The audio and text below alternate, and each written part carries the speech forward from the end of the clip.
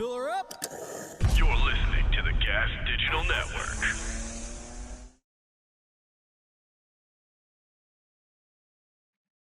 Hello and welcome to the show. Keith from Life of Agony is my guest. We are finally back with the Jasta Show, and we're going to have a more frequent release schedule leading up to the tour. That is Life of Agony and Jasta. Go get your tickets now.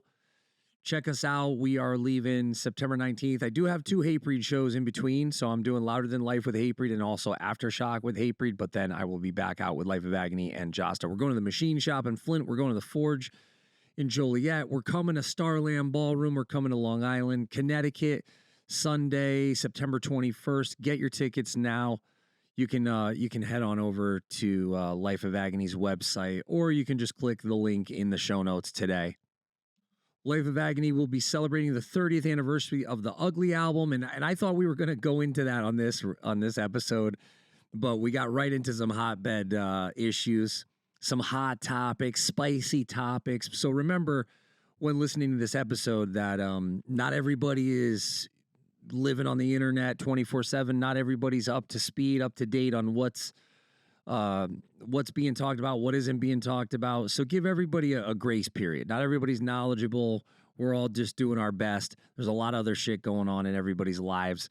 And it's not that we don't care. It's not that we're not sensitive to the issues that are out there. It's just sometimes people just need a grace period to figure out what the fuck is going on and what opinion they want to make of it. So I do realize that some of the topics that we touch on are sensitive and can be triggering to those who are emotional right now, or are going through it right now, or feeling for somebody or whatever. And so you sound off in the comments if you have to, good or bad or indifferent. We like to hear from you. And you can shoot us an email at jastashow@gmail.com as well if you don't want to comment. But if you would be so kind to like, subscribe, hit the bell, and give us your feedback, that would be great. Of course, the Jasta Show is brought to you by Sumerian Records, and Sumerian is killing it right now.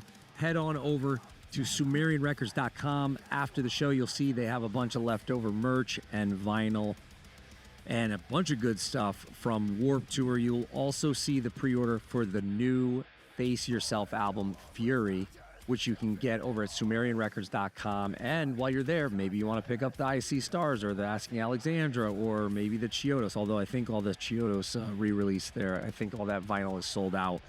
But check out SumerianRecords.com after the podcast today. And big thanks to Sumerian for sponsoring Milwaukee Metal Fest and the Jasta Show. And definitely check out Face Yourself.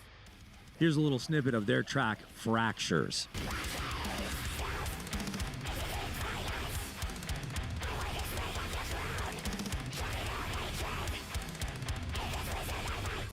Just a little taste of the new Face Yourself. That was Fractures. Their new EP, Fury, is coming out September 26th. Also, while I have you, check out our good friends over at Reigning Phoenix Music, another great sponsor of the Jasta Show as well as the Milwaukee Metal Fest. Reigning Phoenix Music has been putting out a ton of killer metal releases as of late from bands like Halloween and Insight, who just did the Hatebreed Summer Slaughter Tour. They also have the new Wolfheart Draconian Darkness 2 EP coming out. You can pre-order the vinyl over at shop.reigningphoenixmusic.com. We played them on the Patreon show, and people seem to be digging Wolfheart a lot. Plus, while you're over there at reigningphoenixmusic.com, pick up the Stillbirth Survival Protocol CD, but definitely check out Insight, Savage New Times. Big shout out to Insight, who once again I said, they did the Summer Slaughter Tour with Hatebreed. We had a blast with those guys, and the record is killer. So congrats to Insight. ReigningPhoenixMusic.com. No coupon code needed. Link is in the show notes. Big thanks to Reigning Phoenix Music. If you can't get enough of the Jasta Show, or maybe you missed us since we've had a 3-month hiatus while I finish the Hatebreed record and get the 2026 edition of Milwaukee Metal Fest figured out, you can always go check out patreon.com/Jasta, or you can go listen to the archives, over 700 episodes in the archives over at gasdigital.com. There's about 4 hours worth of new content over at patreon.com/Jasta, including 2 new Weekly Metal Roundup episodes where we're listening to tracks and by Patreon for Patreon episodes where we're answering fans and keeping the conversation going, listening to the fans' questions, answering them, commenting on them, and reading the emails and comments and all that stuff. Now, what you're hearing behind my voice is the new track from Many Eyes. This is off the new EP Combust, which is coming out very soon on my label, Perseverance Media Group. You can go and pre-order it now. There's signed copies from the band. Big shout out to Keith Buckley, Nick Belmore, and the boys. Go check it out at martyrstore.net and pre-order now. While you're there, get the new Kirk Winstein album as well. Kirk from Crowbar, the riff beast himself. He has a brand new solo album about to drop as well. I really appreciate everybody who helped fund these albums. You know, a lot of you have got your names in the thanks list and alongside me on the executive producers list. We could not do these albums without the support of our Jasta Show listeners, so thank you again. And make sure you go get your physical copies over at martyrstore.net, or you can check out pmgroup.bandcamp.com. Before we chat with Keith from Life of Agony, make sure you support our sponsor, Blue Grape Music. Head on over to bluegrapemusic.com. Check out their artist page, check out all their new releases, and support bands like Gridiron, who did the Summer Slaughter Tour with us. Also check out the new Silly Goose and other releases like Fugitive, who was on the podcast recently. bluegrapemusic.com, and check out store.bluegrapemusic.com. You'll see there's new music, merch, and material from Super Heaven, Heavy Hitter, who we've played on the Patreon show. Silly Goose, Spiritual Cramp pre-order is up now. It's all there, bluegrapemusic.com. Now on to the show with Keith from Life of Agony. Rain keeps falling down, down, down, down, down, down. Hey, hey, hey, hey.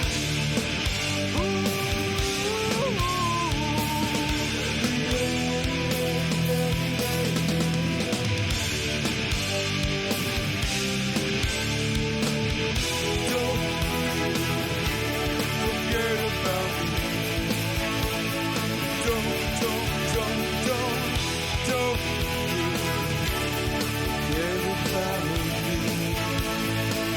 But you walk on by. It's the Jasta Show! My friend, the lead singer of Hatebreed, the infamous and notorious Jamey Jasta is in the building. That's what's up. Jamey Jasta from the metal band Hatebreed. That guy's famous. Coffee, death metal, and push-ups. That's Jamey Jasta. Remember Jamey Jasta? You know him. He's a podcaster, but he's also a metal man. I would say you need that. That shit is hard. Your host, Jamey Jasta, Jamey Jasta,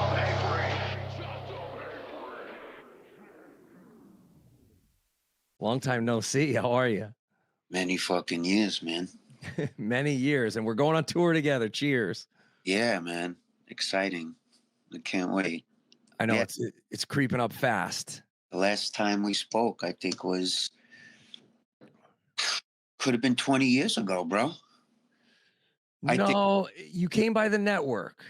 Yeah, but that was like when I first started playing with my energy and transitioning, and you had me on the show. I think that was like almost 20 years ago. Wow, is it really that long? I was going to say 10. Maybe it's 12? Maybe 12. Maybe I'm just I'm over exaggerating because I'm old, you know. Do you have what I have, which is what I've been told is time blindness? I don't know if it's time blindness, but what I'm feeling, especially recently, is like time acceleration. And I feel like, you know, I'm up at 7 a.m. and I'm like, what? It's fucking 9 o'clock at night. Like, how did it? I just feel like they're playing with the time, man, timeline, or I don't know, man, a lot of things really feel off in this landscape we call Earth, you know what I mean? So it's just like really a lot of things are Seem very off. I know you're smiling. So Yeah, well, because I was just getting spacey with my mother last night because she had hit me up on my birthday, which was the 7th, and said oh, a happy birthday. line. Thank you. Yeah, 48, which shout out to our guitar player Wayne. He told me I thought I was 49. I thought I was 48 last year. He told me last year, you're 47 because I have time blindness. And he gave me a year of my life back. I know I've said it too many times by now. I've repeated the story, but it's just I'm so thankful to him for giving me an extra year. Yeah.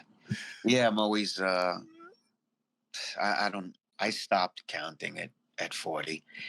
I'll be 52 this year, but which honestly, my spirit is just ageless, and I feel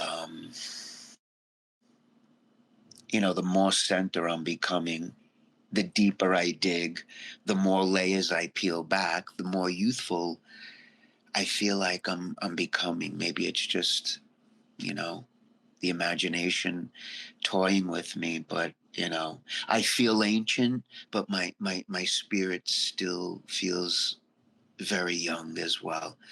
But I Well, do I could taste the ancient threads of my entity or my being or what I go through, what the gods have designed for me to go through, to become a full, whole human being, which has been, the journey and the calling of my endless, tumultuous, um, status quo shattering self and experiences of who I am and what I go through and how I perceive and play with life. how much of that do you think is what my mother would say is cellular trauma from past DNA, from parents, grandparents, ancestor? I think she might have even call it like ancestral cellular because she's into all this and I believe in a lot of it, the astrology. She's predicted things Does in your my life. mom know about the Akashic records? Is because that's what you're really talking about. Like my spirit is in this body, but my spirit has been in probably millions of vessels, and you know, yeah, I definitely agree with mom. Where we carry that trauma, which is absolutely held in the fibers of our neurological system. That's where trauma is held. That's why I needed to do what I needed to do to erase the trauma that was given to me in this life and probably the many lives that I've been carrying, because that's the kind of human being I am. See, people got me completely wrong, um, I don't really care about what people think, but I'm on a deep, I'm on a biblical fucking journey, man. Like, and it's all about unwinding and uncovering all the things that don't work with your present self. It's you need to take chances. You need to shatter your own paradigms. You need to live through this, to I know I've come out on the other side. I could have went the other way and have been a prisoner to the medical scheme and chasing a surgeon for the rest of my life. But life's about making choices and decisions and changing things. If you want to change habits of yourself, you want to change, you want to erase trauma, you got to dive deep. You got to go deep within, whether it's meditation, whether it's just life experiences, whether it's plant medicines, whether it's just the natural a real natural drive to really want to just show up for yourself every day and become a better version of who you are. And that's my mission. I'm always trying to outdo the person I was yesterday, even if it's just a little bit. And all these little stepping stones, here I am. I've arrived as a different being, a more fuller, more peaceful version of myself because of all the decisions and all the changes I've made in my life, whether it was musically, whether it was, Jamie, um, I've always had trouble, um, and it's always been a war zone within to find my identity. And I'm not even just talking about the surface identity that everyone we can see, but I'm talking about what's like really, really, what's really going on deep within. And I've even as like a front man, I've changed so many faces, so many outfits. I even vocally, I change from album to album, taking on personas and characters and crafting melody through character of who I am in the present moment. And I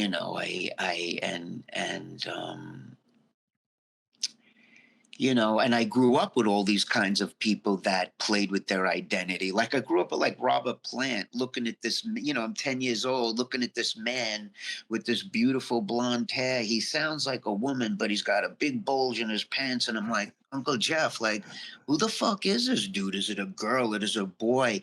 I was always kind of attracted to the Annie Lennoxes, Prince, Robert Plant, Freddie Mercury, David Bowie, Mick Jagger, and countless others that were kind of like on the fringe of like playing with identity and having no identity at all. And and the sad thing is that people like you and I, we have to like, we've been through different paths and stuff, but, we have to change in front of people and publicly be ostracized and crucified like Christ. I know I am every day. People, the more authentically you live, the more people are going to hate you for it because you just show people, what they're not really doing for themselves, because most people don't do the work. Most people couldn't survive a day in my shoes with what I go through emotionally. I make it look easy. That's why people have such a high disregard for my mental health, whether it's family, close friends, colleagues, and all the assholes in the world, all the fake fans, all the fucking pussies that need you to think like them, all the victims.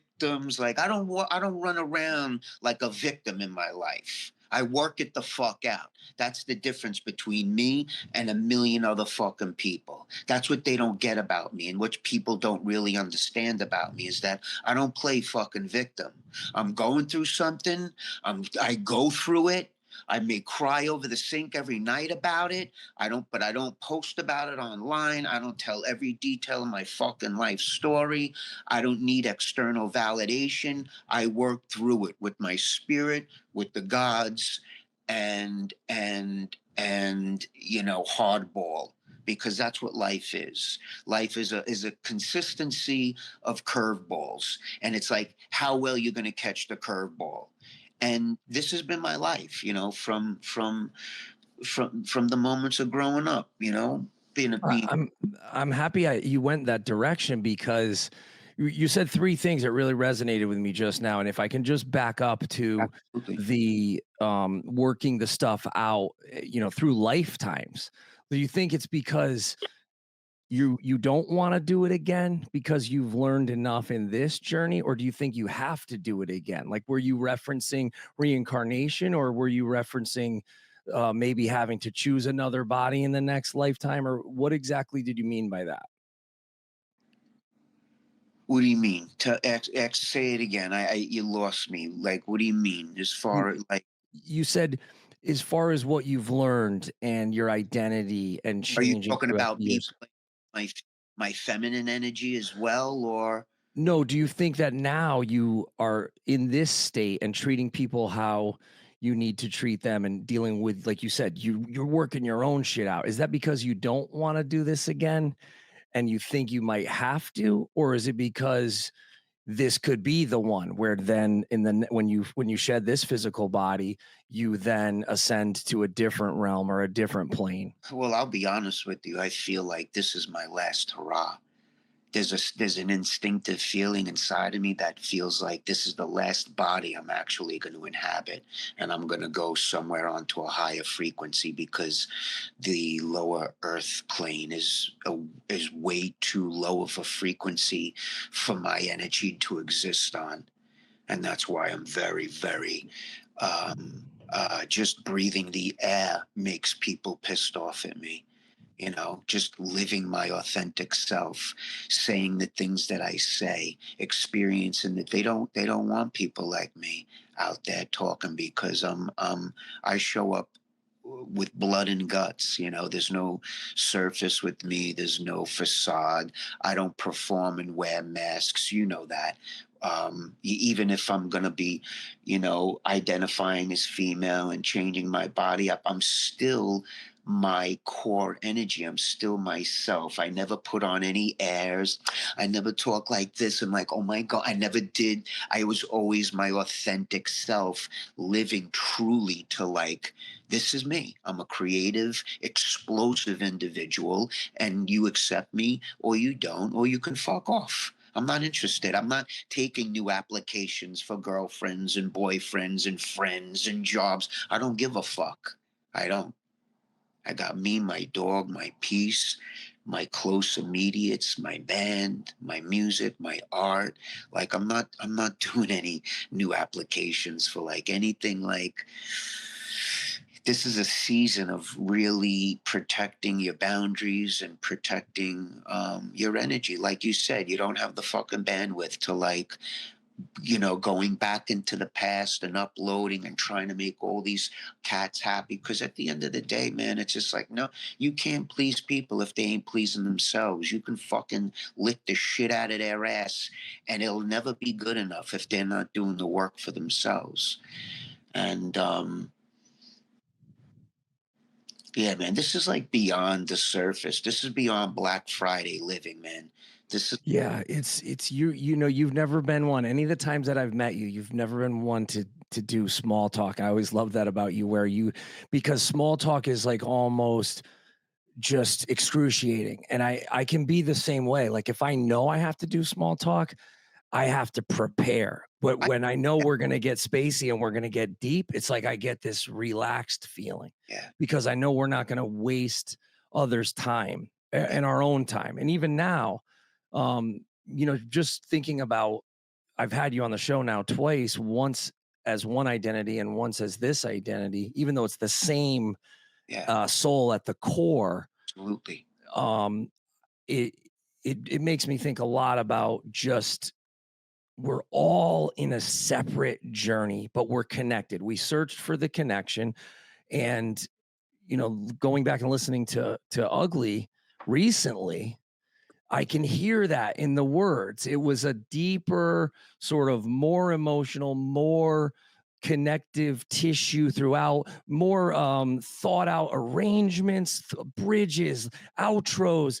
You're by the way, you got a lot of notes that you got to hit. I was gonna say on this tour, you got some notes that you got to hit on this shit. Like in Seasons, I was like, whoa, you were really, and this is pre-auto tune and pre-fakery. This is on tape, so I give you guys a lot of credit, and I'm excited to hear these songs.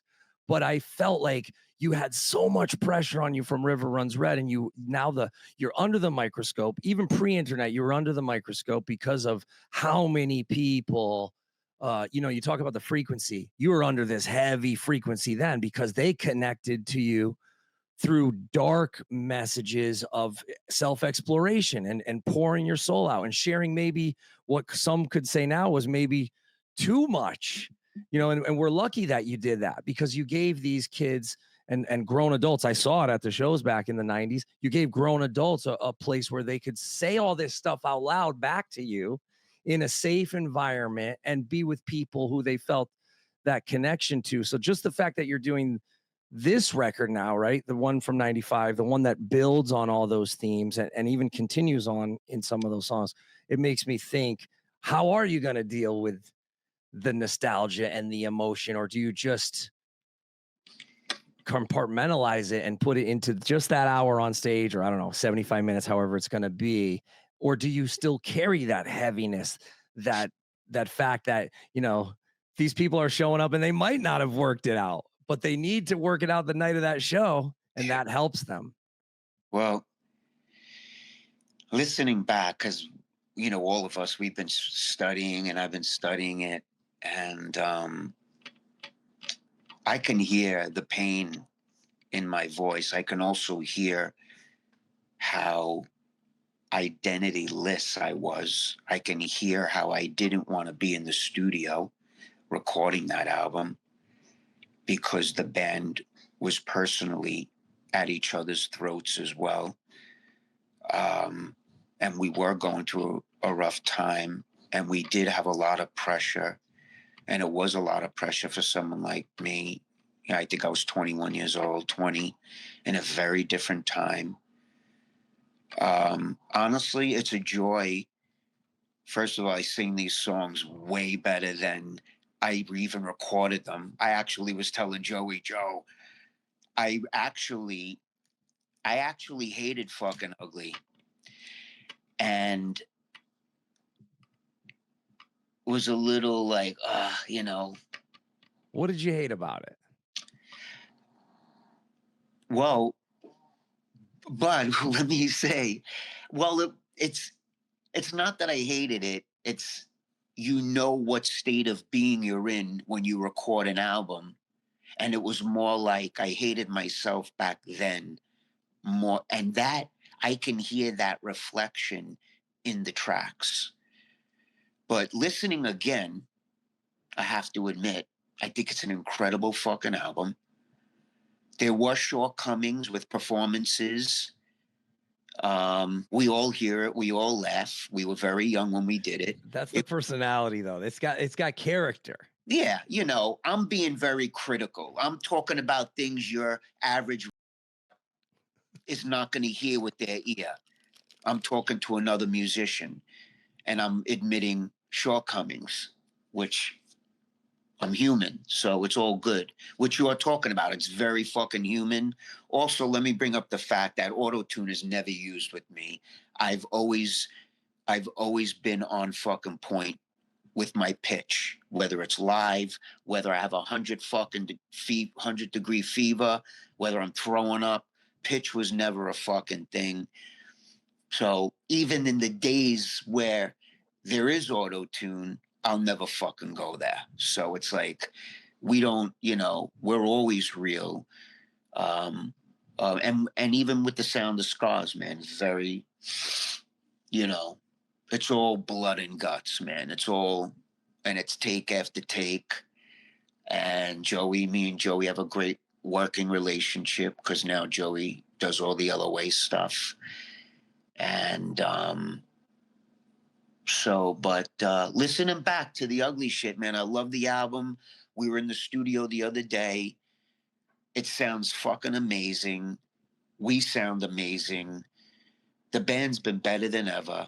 And we never really, and we're still delivering psychologically deep material. That's why the band is out on the fringe, even with social media. I mean, social media is bullshit. I got friends in bands with 500,000 followers. They can't even sell out a 500 cap room in New York City. So to me, the numbers, the likes, the followers, all that is a fucking bullshit to me, because that's online nonsense. But when it comes down to the nitty gritty, just like we just went out with Biohazard, I think we sold out 39 nights out of 42, 39 gigs in 42 nights. I mean, that's unbelievable. And I'm talking 1,500 cap to 2,500 cap rooms. It's all about package. You know how it is, the climate of the world. It's difficult to sell tickets. Even we have trouble in a lot of places in America.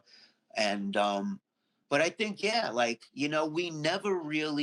we never folded like a beach chair. Life of Agony always had integrity when it came to writing, lyrics, riffing. Like, honestly, we're fucking the best band in the genre. No one can outdo us. No one can outwrite us. And I'm very fucking proud of my guys, man. I'm very proud of like Alan and Joey because, you know, I've put them, I'm like, you know, the perfect, you know, like I'm like Scott Weiland and Lane I'm like the worst of the worst, the best of the best in the band. And these guys, I put them through hell and they've really shown me like, wow, these motherfuckers are like, they're gonna fucking dig the grave for me and put me in the dirt. Like these guys, like they've really shown me like, you know, I have a lot of problems with trust and I have a lot of narcissists, a lot of manipulators around me, a lot of people that have benefited off of me being very low and being at my worst times. And, This episode is brought to you by Prize Picks. You and I make decisions every day, but on Prize Picks, being right can get you paid. Don't miss any of the excitement this season on Prize Picks, where it's good to be right. You don't have to know everything about sports to start playing. Just pick more or less on 2 to 6 player stat projections. If your pick comes true, it could be your lucky day. Man, I guess I should have chose Aaron Rodgers last week or Tyreek Hill. Who did I choose? Maybe Joe Burrow. It's going to be a tough choice this week. I did good. I did good with Geno Smith. He's leading the league in yards, or he's number 2 in the league in yards. But even if your lineup isn't perfect, you can still cash out with flex play. You can double your money even if one of your picks doesn't hit. Download the app today and use code JASTA to get $50 in lineups after you play your first $5 lineup. That's code JASTA, Jasta, to get $50 in lineups after you play your first $5 lineup. Prize Picks. It's good to be right. Now back to the show. Hey, you okay? Take it easy. Okay? And you haven't felt the need to just cut these people off? Are you loyal to a fault, or are you? No, my cutoff game is mad fucking. I'm a very different being right now. I do not. Anyone that shows up in my world constantly with chaos and crises, that's manipulative. I don't have patience for that anymore. I don't tolerate anyone who love bombs me today and then is devaluing me tomorrow. You're out. I don't have no room anymore in my life for just dishonest people, man. You know, like I said, man, I've been making like very radical changes again in my life. You know, just this year alone, man, I've had oral surgery. I took the fake tits out. I'm detransitioning, but I make it look like I'm not even going through nothing, that people feel like they're, you know, the entitlements up in the world, the audacity. Everyone has what the fuck to say. Everyone thinks I'm a racist, a transphobe. Me, I'm a transphobe. Okay. It's just like, oh my God, like this world is sick. You know what my mother would say is because they know that you can carry the weight. Yeah. So this is how they project. Yeah. It's because they need to get it off their chest, and it's a mirror. You're a mirror. And I stopped becoming the fixer. I'm not here to psychologically get you. I'm gonna, by example, I'll lead by example.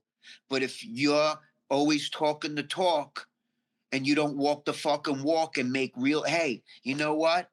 I want to stop using coke. It stops now. Hey, you know what? Like I said, after 15 something plus years, the hormones, Jamey, it wasn't fun anymore.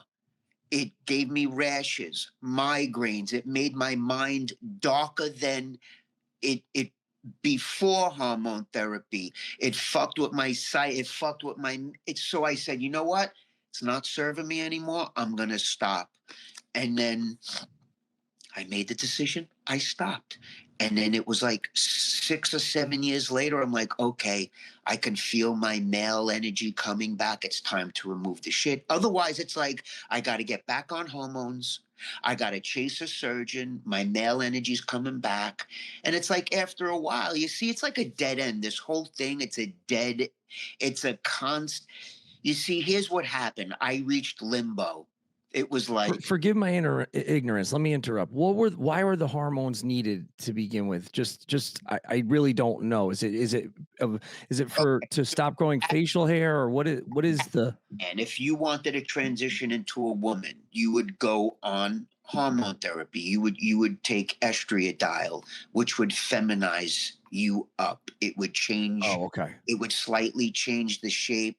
It would how hormones work is, yes, also too, you would grow less hair, but it wouldn't change, especially if you started hormone therapy after puberty. I did it in my 30s, so I already went through my male puberty. The reason why they want to go after the children is because they can create medical prisoners for life, basically. Because once And who's they? This is like the you know okay. who they are, but is it the no? Bill But Gates of the world, the Faucis. well, let's not generalize too much, like, because I know that there are certain. I just listened to something in preparation for this show where they were talking about certain states or certain groups, like medical groups, who could, but I don't know the names, and I don't want to get like deleted off YouTube or whatever. But is it like one conglomerate, or is it just everybody will make money off this, or how can we kind of distill it down to not be too general? Well, every clinic operates differently, but there's a lot of corrupt people running clinics. And a lot of what they're not sharing in the mainstream media is that a lot of clinics are being shut down because we all know that hormone therapy has way too many side effects and are destroying young kids' lives. Children should not be making adult decisions, okay? Children need to grow up as an adult, like I did, go through the system. I went through years of therapy. Now they don't even send your kid. If your kid loves the color blue and she's a girl, the clinic is going to guide you to putting them on hormones and getting irreversible surgeries because it's going to save your child's life, which is completely the backwards. So is it like a worse version, or is it like a more revved up version of, say, like when I went recently, I went to the doctor and the APRN saw me, and no offense if the APRN sees this, but the APRN was pushing like 350, telling me I should be on statins. And I was like, what? And so then when I got a second opinion, they were like, no. They changed the cholesterol thing. To me, I feel like you could go to 10 different, and no disrespect to the doctors and the APRNs out there. I know there's a lot that do great work, but I've had bad luck where I'll go to 2 or 3 and they all give me a different thing. You got to get this for your thyroid. Don't do this. Let's be real, man. Just because you're in the medical field doesn't mean you're an innocent. There's a lot of corruption going on.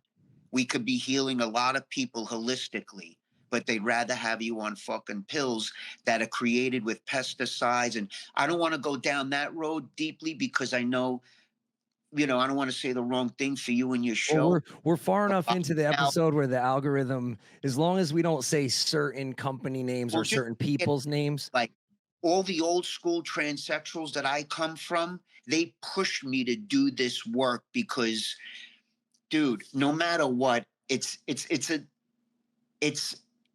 a life of trauma, built upon trauma, built upon trauma. And where I was going was that I could have continued hormones, and then I can see a surgeon to get facial feminization, to chase pretty for the rest of my life, which is trauma. Built upon trauma. And what a lot of people don't realize is that, like, the surgeries become addiction. Kids are misusing hormone. First of all, there's so many because layers. It sounds like layers to see, because I was looking at it when you were on the show originally and you were Mina Caputo.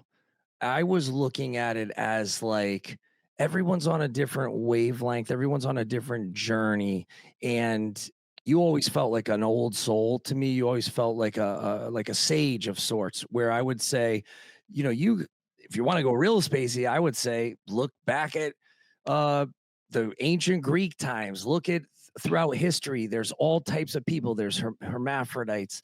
There's all different walks of life and different body modifications throughout the years and whatnot. So I looked at you as the individual, not as the group, right? Yeah, because I am not part of the group. I don't do group think.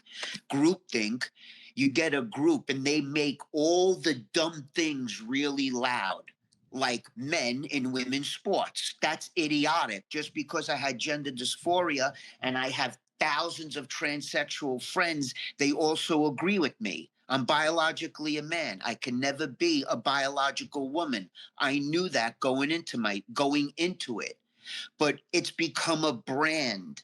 The way the society works, they brand everything like it's this thing. A club to Children, join, or listen, you do what the fuck you want as an adult, but children need to grow up. People's brains don't develop until they're 25 years old. This is all rooted in trauma. And now we have a day and age where everyone wants everything yesterday. You know, if something new, if technology released something tomorrow and it wasn't an iPhone and it was just a screen, everyone's going to want this screen, but, you know, and they'll package it just like iPhones put out radiation to the point where it's damaging, where it's giving people cancer, but they wrap it in a way where they don't even tell people. It's like, why do you think fucking people like Bill Gates and Steve Jobs, they wouldn't even allow their children to have the gadgets that all of us have. Why? Because of all the radiation and all the ramifications biologically, cellularly. It goes deep. I always thought it was because of the depletion of the dopamine, because I've done a dopamine detox, and I've done because there was a time where I needed the phone to play a meditation at night to fall asleep. And then I needed the phone to play music when I got up to get pumped, to face the interviews, to face the fans, to face the people waiting to have their shit signed or whatever, because I was so depleted of dopamine. But I could see the radiation angle as well, because there are now studies with the Geiger counters and various different I mean, we know it's real, right? Like the waves are real. I'm talking to you over I'm on Wi-Fi talking to you over the ether or whatever, and your image is, I mean, it's magic is really what it is. But it's also dangerous. Not all magic is pulling a cute little bunny rabbit out of the hat. Some of that magic is trying to cut the woman in half, and you actually cut the woman in half. You know what I mean? Like metaphorically speaking. Today's episode is brought to you by MartyrStore.net. That's right, we got new music headed your way from Many Eyes and Kirk Winstein. Many Eyes has a new EP that's coming out on 12-inch vinyl as well as CD Digipack and on digital. It's called Combust. You're hearing the clock behind all other clocks behind my voice. Let's crank it up for a second here.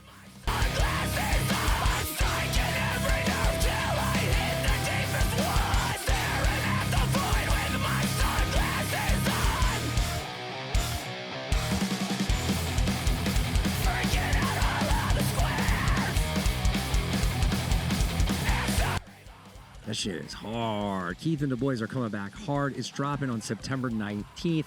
And then later in the month, or in early, or should I say early October on digital, but some of you have already gotten your pre-orders, and that's cool too. Kirk Winstein, Ethereal Waves, the second solo album from Crowbar, Riff Beast and Main Man, the lovable, the huggable, the one and only Kirk Winstein with one of the best records of his career.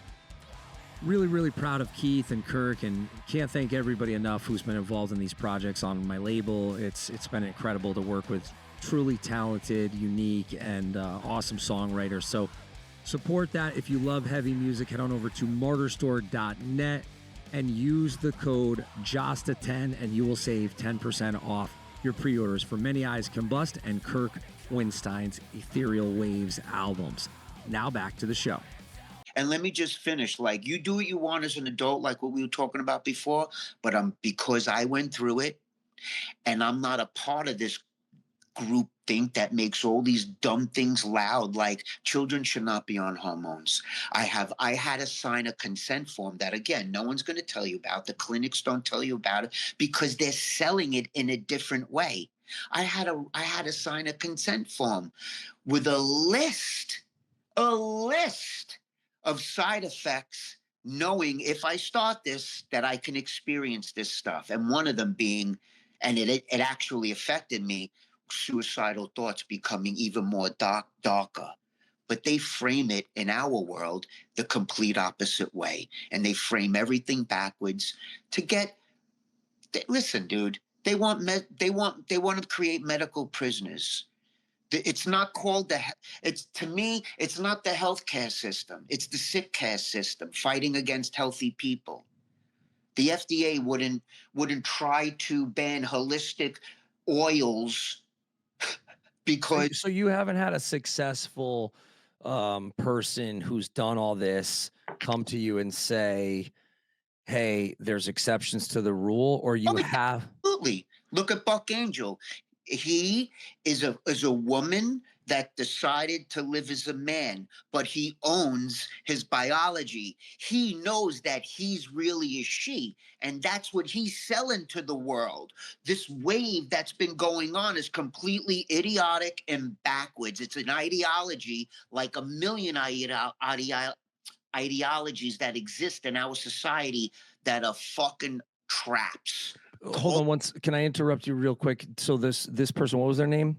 Buck Angel. Buck Angel. Did they? Because we have someone on the Patreon that had claimed. I don't know. Maybe they don't want to talk about this because what happens on Patreon stays on Patreon. But they had claimed to have a friend who got the surgery and said it was a functional penis. And who am I to argue with that? I don't know. And I don't know what even the level of function they mean by that. But so this person did that? No. Okay. He has a vagina. Okay. And two, I never got any surgeries like that as well. So like the bottom surgery from male to female is like, it's not perfected. It's very dangerous. It's basically living with an open wound. You would have to dilate it 10 times a day. You probably 9 times out of 10 patients get infections, and they live with infections their entire life. I know about 7 Asian transsexuals that did it from the early 90s, and they were miserable. They're miserable. They have no sex life. And honestly, I don't know female to male. That's not my body. It's not my thing. But I'll tell you what, they chop off the whole fucking arm to the bone to make a fake thing down there. That's not progress to me, my friend. That's insanity. That's mutilation. I don't care how you frame it. And this is my opinion. And look, people are like, oh, you're just hell-bent because your transition didn't work out. And it's like, by my transitioning not working out, it really did work out. Just because when things don't work out doesn't mean that they don't necessarily not working out. When things aren't working out, that means that they actually are working out. When you're not getting on with your... Right. So like if I tell somebody, some 17, 18-year-old kid, when I say, hey, don't sign to a record label, I get the record labels mad at me occasionally, or people at the record label like, hey, just because it didn't work out for you doesn't mean it won't work out for them. And now that's a way less extreme situation. But there are some people that have told me, famous people, hey, why are you doing that? Yeah, my transitioning not working out is actually, by it not working out, it worked out. Otherwise, now I'd still be on hormones. I'd still be very unhappy. I'd be trying to chase the surgeon for the rest of, I'd be instead piling trauma on top of my point. Instead, I'm decluttering all the trauma and I'm making all the right, but this is my journey. Some people go all the way, and if that's what you need to do, go ahead. That's on you. You're an adult. But I'm talking about children before they grow up to be. So you're adults. saying make an informed choice, talk to people like yourself. Absolutely. And you know what clinics aren't doing, Jamey?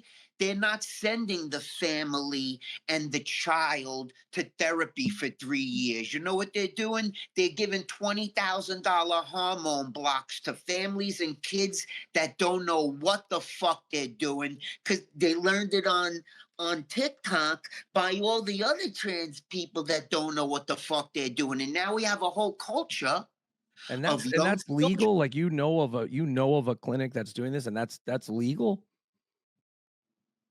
There's many clinics that have been closed down because of their impractice and their bad work and their misguided.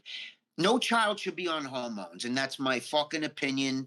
And you don't need to be a doctor. They're fucking dangerous. People need to grow up to be adults to make adult decisions.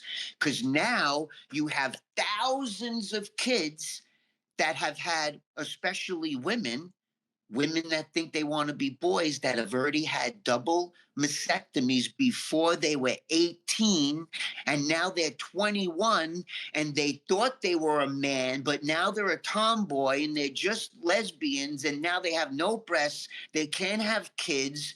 You got to look up detransitioners. The media doesn't sell the detransitioner story because why? It's bad for business. It's bad to influence all the other kids that think it's just it's crazy. It's a play. What our systems do, Jamey, and it doesn't matter if it's gay, if it's the gays, if it's the trans, if it's the people with cancer, if it's the people with HIV, if it's just a foot fungus, man, they play on humanity's emotions. That's what this whole system is. That's what the Matrix has been designed to play on people's emotions and mostly insecurities. Let's go after the biological woman. Our system is designed to play on young girls' emotions, their insecurities. Look, every other fuck, forget about the trans and the hormones and all that fucking mess. Look at all the regular biological women. Look at all the older moms taking their 15-year-old girls to get all rub it up and all Botoxed up already. And they're not even 20 years old. By the time they're 30, they're going to look like fucking Joan Rivers looked before she died. They play on people's emotions. Why do you think the music industry is the way it is, motherfucker? Why do you think they don't put people like me in your face? Because I'll direct culture and I'll herd culture into an empowering fucking narrow road. They don't want people like me. They don't want people like me on the radio. It's right. Do you feel like maybe the biggest push was probably behind Rivers Runs Red because do you feel like because it did delve into those dark topics, not necessarily promoting them, but in a way where it was like, okay, this is okay. Had you been saying something more controversial, it would have been dialed back? Or do you feel like I think River Run that time in the 90s, babe, I think the brain, the human entity, the connection, the collective, even the dumb fucking the herd, the vessels, the NPCs, the no player characters in the world were even different back then. People have been severely misguided and indoctrinated. Like people are weaker than they ever have been. People are like fucking zombies out there, dude. Okay, and no one can really think for themselves. Everyone needs someone. Oh, you got married? Okay, yeah.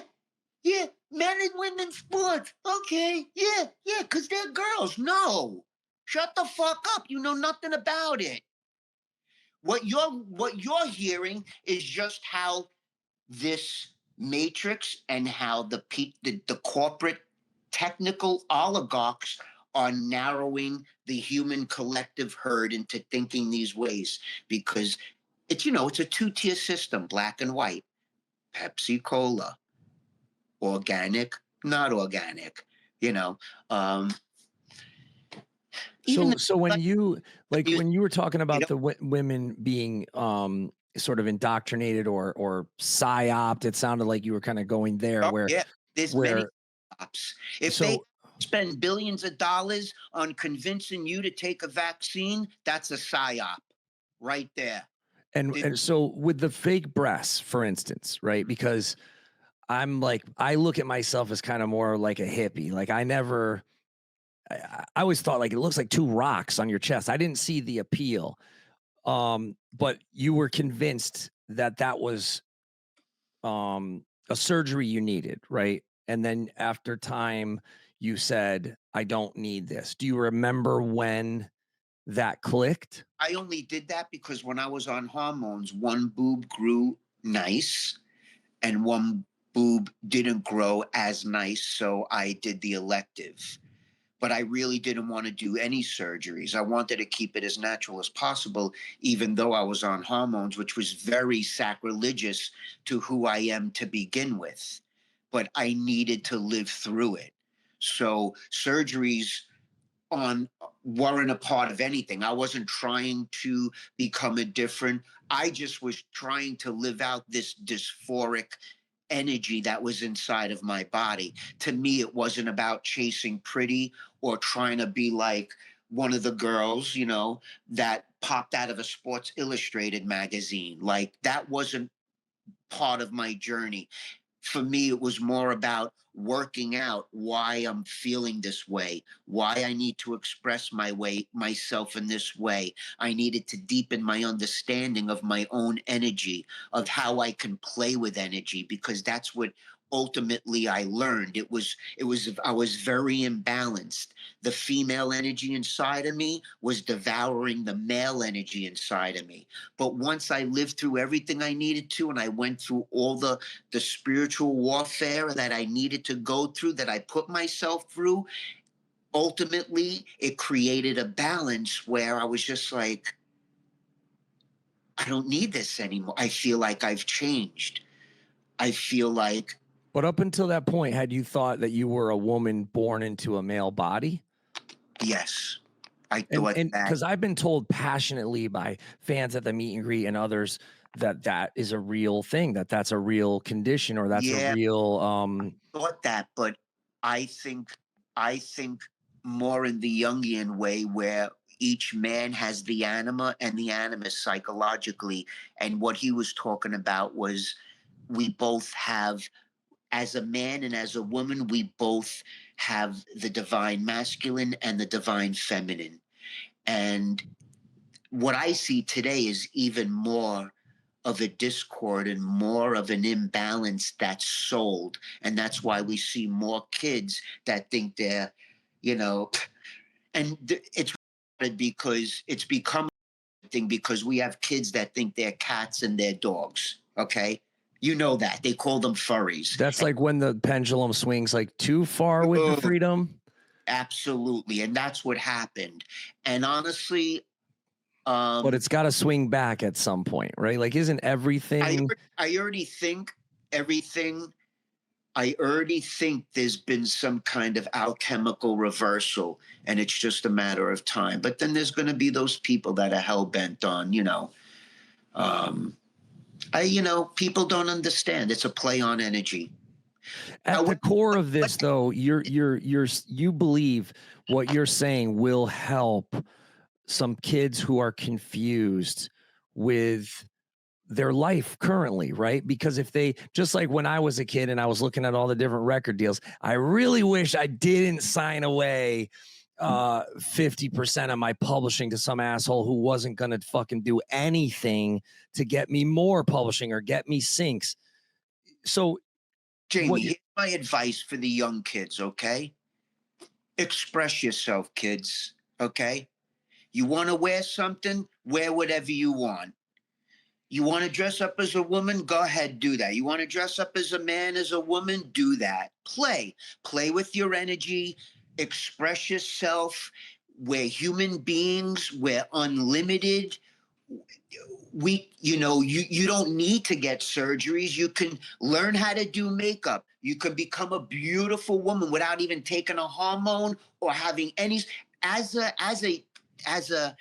adolescent, my advice to adolescents, my advice to teenagers up until even adults at 25 are retarded. Most 25-year-olds are stupid.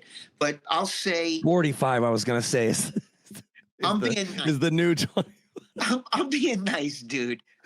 I'm being nice. So let's just say safely, if I had a child, if I had a boy and he wanted to play dress up and express himself, I by all means play, express yourself. I would never constrict my child. I would never try to put an emotional cage around someone. So my advice to people is to play. I had a perfect example. I had a 17-year-old girl write me. She said, Keith, thank you so much for being who you are, for saying all the things that you said, because I'm a 17-year-old girl. And I've been for 2 years now, been trying to convince my parents that I want hormones and I want surgery and I want to be living as a man. And she said, I've been watching you and on Buck Angel's interviews. And she said, you know what? You saved my childhood. I'm going to wait until I'm an adult after 25 to see if I still feel the same way. Because, Jamey, a lot of kids, they think they feel this way, but then 2 years later, they don't. So let me ask you, if you get the arm made into a fake penis, that's not going to work. So let me ask you, is that reversible? No fucking way.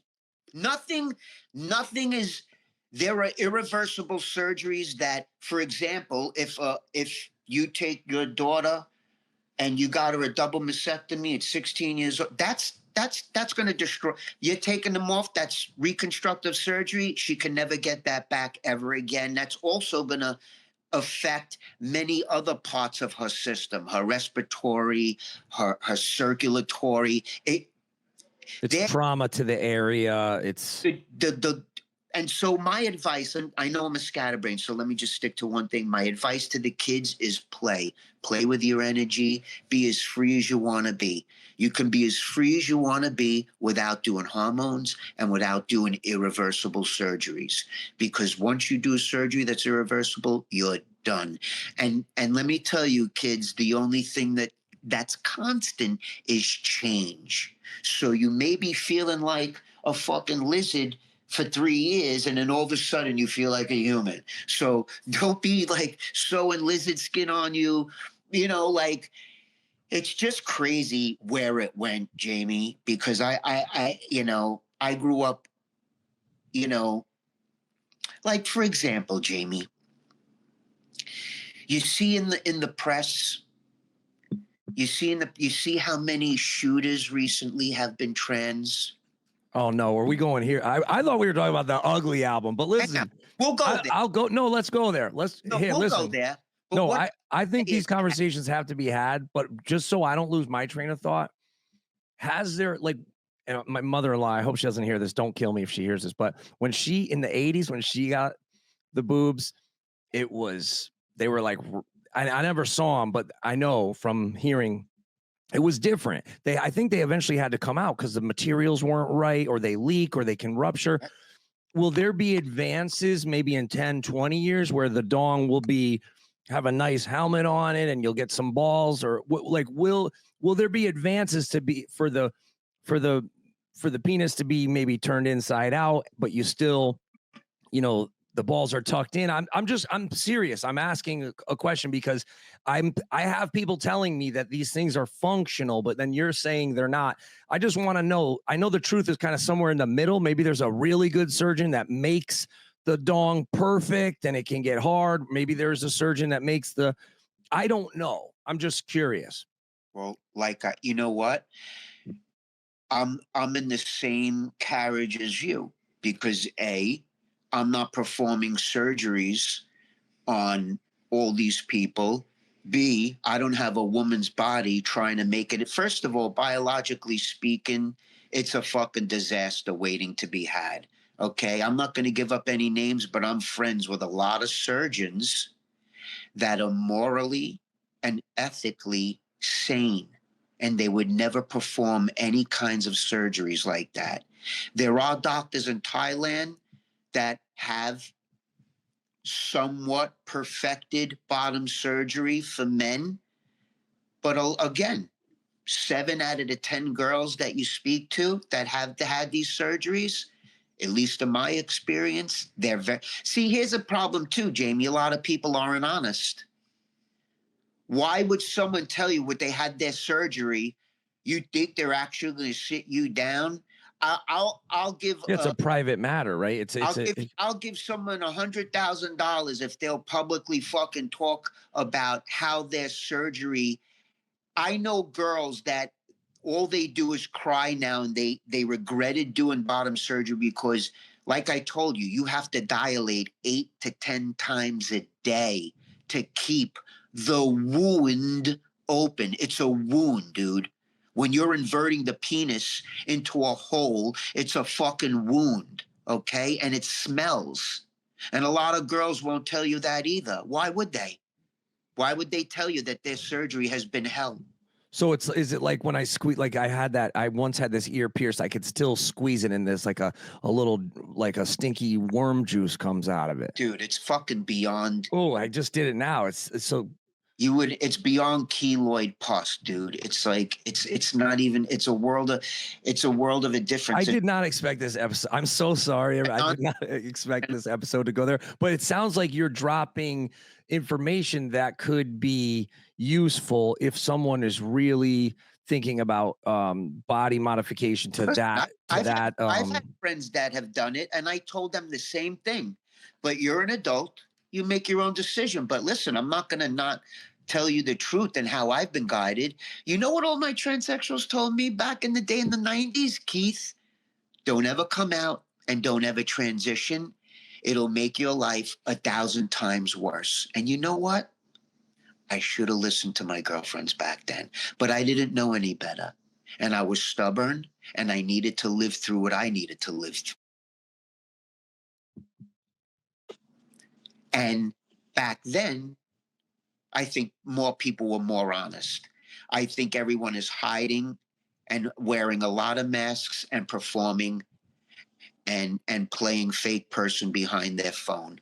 And no one's really talking about the real, what's really, really real, you know? Like if the medical community really cared about your children, dude, doctors took an oath not to do any harm.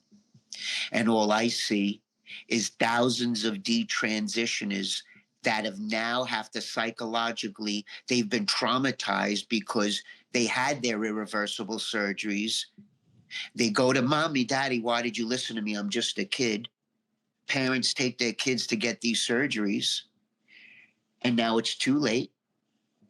And now they have to live with the traumatic experience of what they did to their own body, which to me goes against the medical oath of all doctors as well, because they said they'll do no harm, but they never talk about the psychological harm that doctors can do to all these children, which is going on today.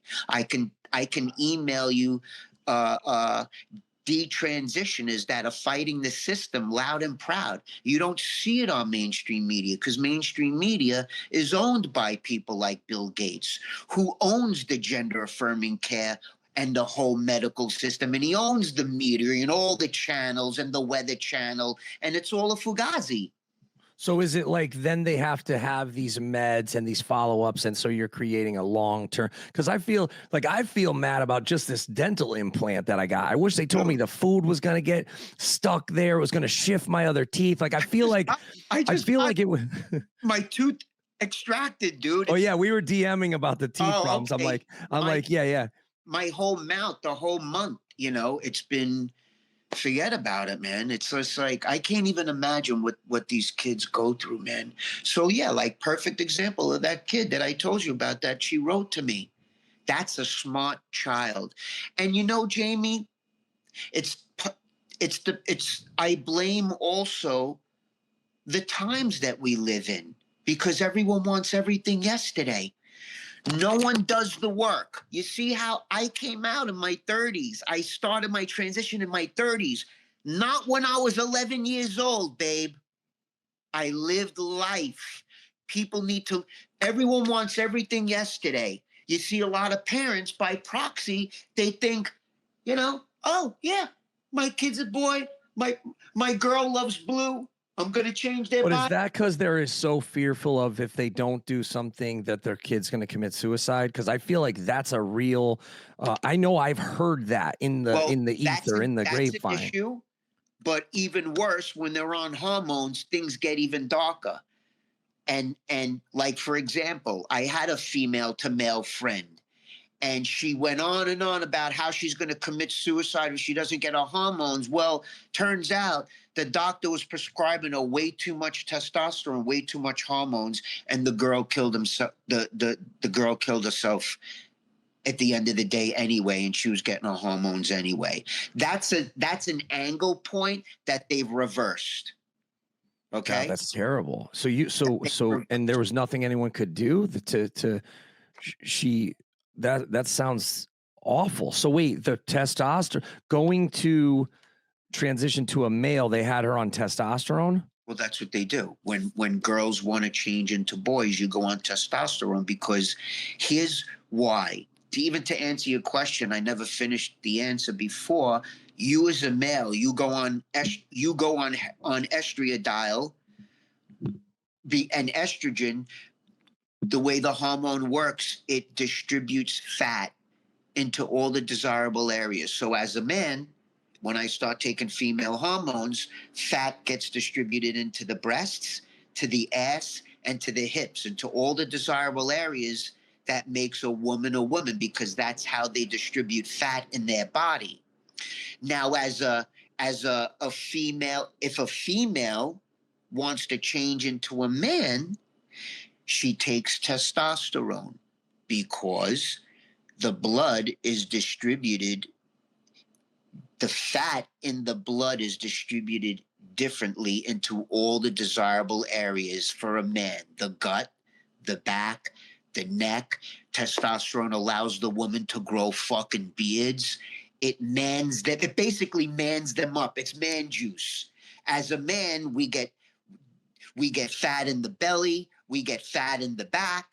That's where fat usually goes, in the shoulders and the back. And then when you have, like, if you look at my friend Buck Angel, he looks like a fucking gorgeous dude, man. He looks like a tattooed up dude with a beard. He looks like a fucking, like a biker dude.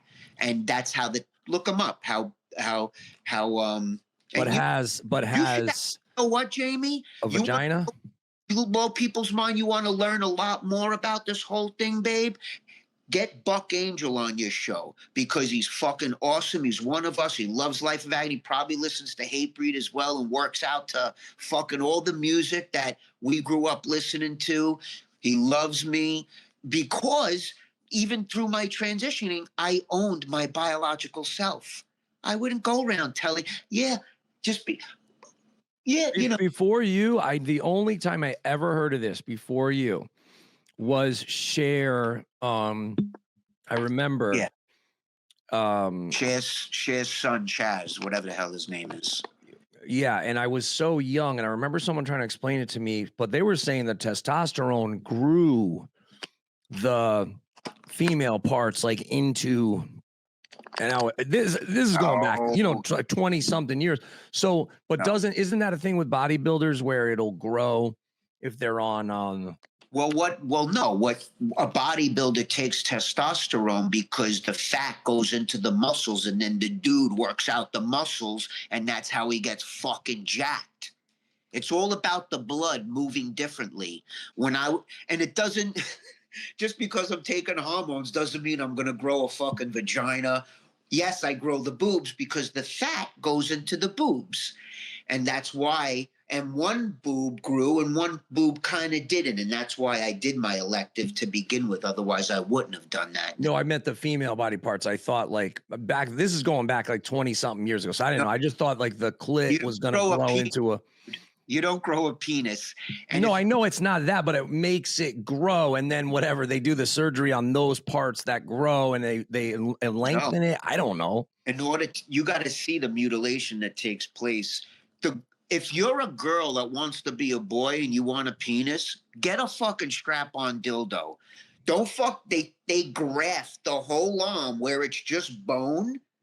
and they put the meat. You got. But there isn't somebody who's doing like the Rolls Royce versions of those where it's like all of a sudden you're like fucking Rocco Siffredi with a no, you don't. It isn't this miraculous operation where your girlfriend that's changing into a boy is going to have a Ron Jeremy functional penis. Okay. No, it don't work like fucking. Now, are we going to get deleted now from YouTube for misinformation? Because I feel like there's people saying that that's what happens, but I don't know. It does, but maybe, since you do different kind of we don't have to talk about it anymore. I think I said enough. Fuck it. We're already there. Let's go to the school shooters. What were you going to say about I shouldn't laugh about it. It's not a funny. It's not. I'm just saying. Well, like what I was talking about, like how the technical oligarchs frame things, like, and how media frames things and how people frame things. Like, okay, I think all these shooters were sick in the head before they even, I don't think being trans has anything to do with any of that. Like, they put these stigmas to make more anti-trans kind of stuff. So like these person that want to kill somebody probably have so many psychological disorders that they're deciding to me, that's not real transsexualism anyway. All these people that are popping up, if you're a man and you think you're wearing your beard and dresses, you think men should be in women's sport, these are indoctrinated, no player characters, bots for the Matrix that keep the stupidity going. Again, could it be also that they're just sowing further division? Yeah, like it's exactly. like a layered whether you're fucking Republican, whether you're a Democrat, a conservative, whether you're in the LGBT, all these group think fucking things, all these group think groups, all they do is make dumb things really loud. So there's a lot of dumb shit from the Democrats, a lot of dumb shit from the Republicans, like all this stuff that's designed to divide you and I, which people are still, if you think politics are about Republican and Democrat, you don't know what the fuck's going on in the world, my friend. Because it has nothing to do with what was the, when they say the whatever the time was, maybe Michael can look this up, but it was France, right? The off with their heads thing, where the masses revolt, right? And the masses start, putting people to the guillotine. I remember learning about this as a kid, but since, I don't know, maybe 30, 35, I've always felt that all this division that's sowed is just to keep that from not happening again. I always feel like and it's layered and it's timed, right? Because you can go back and I remember when I knew it was one of the most eye-opening things was when it was like, there's actual Satanists that they could go target. There's like literally people who are open Satanists doing all sorts of fucked up shit, but they're like, nope, Judas Priest is the Satanist. No, we know they're the one. And I was like, whoa. This can't be real. And sure enough, I go and I turn on Channel 8 News and there's a whole thing about Judas Priest and they're going to try. And I'm like, wait, Judas Priest?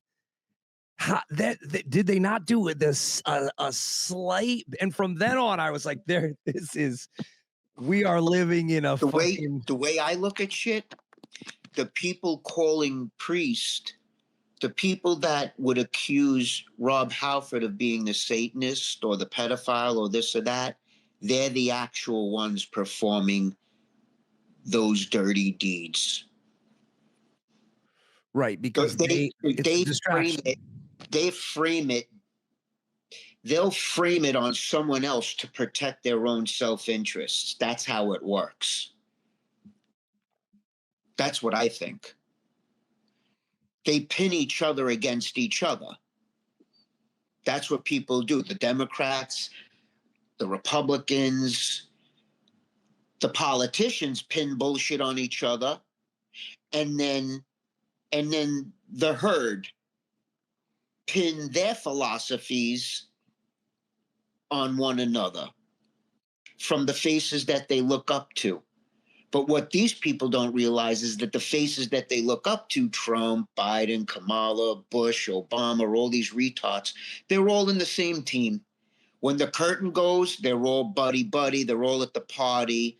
And it's just, I think. Oh, yeah, dude, believe me. I've been I was at a party. I probably shouldn't talk about it, but I remember thinking, oh, yeah, it's all WWE. They're like the people that were literally on TV talking shit Absolutely. about each other, then they're at the party together. Politics has become politics. Not that it has become, it's always been like the WWE. This is how they maintain some kind of order. They got you thinking that your vote matters. They got also, you. I'm from Connecticut, so it's like I know of these towns where the lady will tell you, oh, we want this and we want that. But then, okay, well, then how come you don't allow these people to be on the beach with you? How come they can't use the same beach? They can live in the same town, but they can't afford to be on the beach with you. Also, it's okay to have them work your lawn and fix your house and be your maid, but they can't bring their families to the same beach. Like I know a ton of people like that. So well, yeah, that's fucking disgusting, though. That's bullshit. But it's performative. I mean, in public, it's performative. Like, yeah, let's be all about this. And when it really push comes to shove, it's like, well, no, you gotta play your role, which is to serve our families and the people with the money. And these are people that and people can say, oh, you're part of the 1%, Jasta. You haven't worked a regular job in 30 years or whatever. But I'm poor to these people. I'm like, I was talking about this with Ice-T. Like, we're literally poor to these people. These are people with generational wealth, dude, and 400 years. Like before we were even a country, their family have gold reserves and all. Like, we have Yale University right here, miles away. I call that imperial money, imperial wealth. There's wealth and resources by the 1%. That we can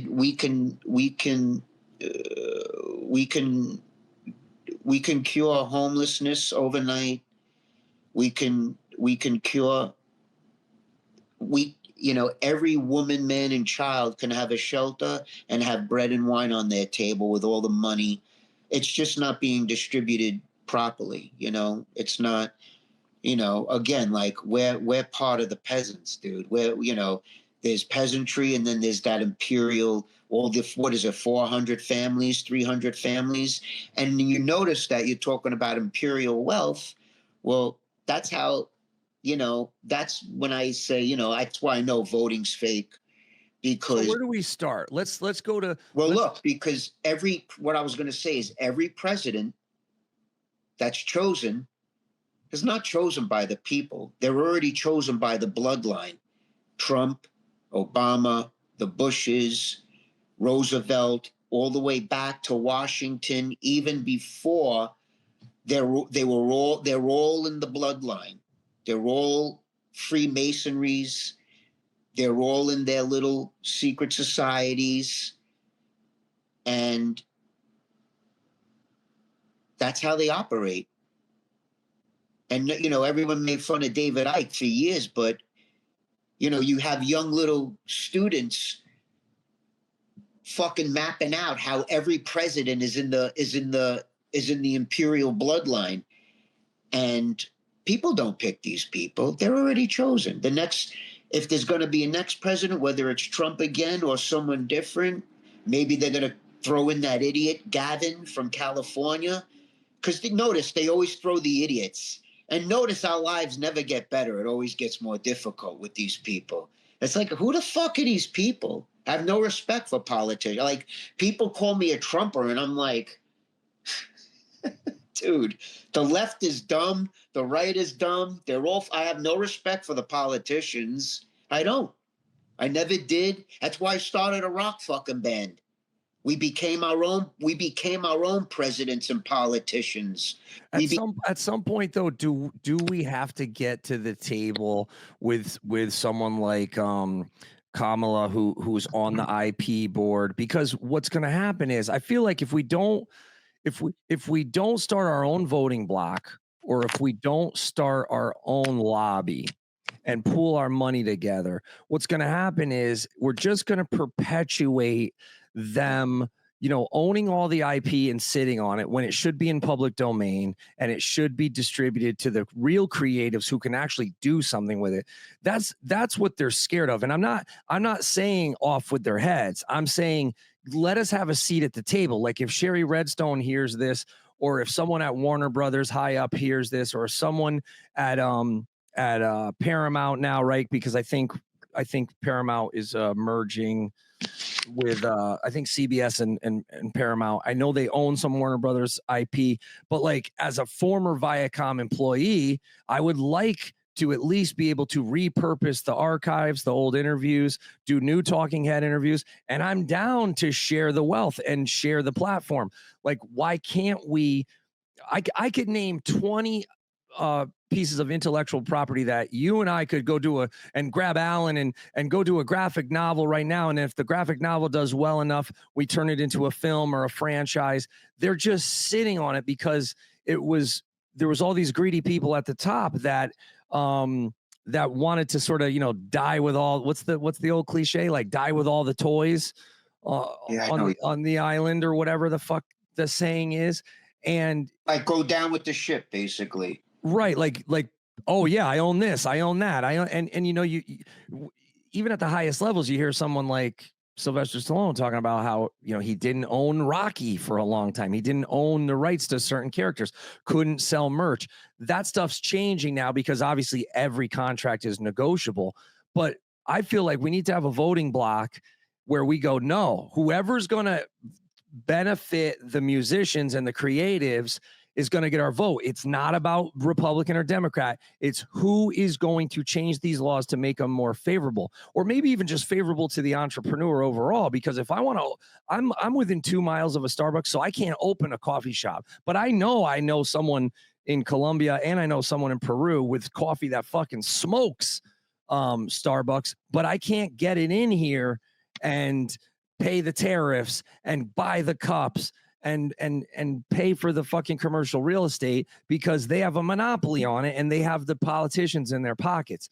So there's got to be somewhere we can start. So that way we're not just talking all this stuff that's sort of blanket negativity. Not that it's not even negative. It just is what it is, right? We don't have these people on our side. It's real. It's like, look at Spotify.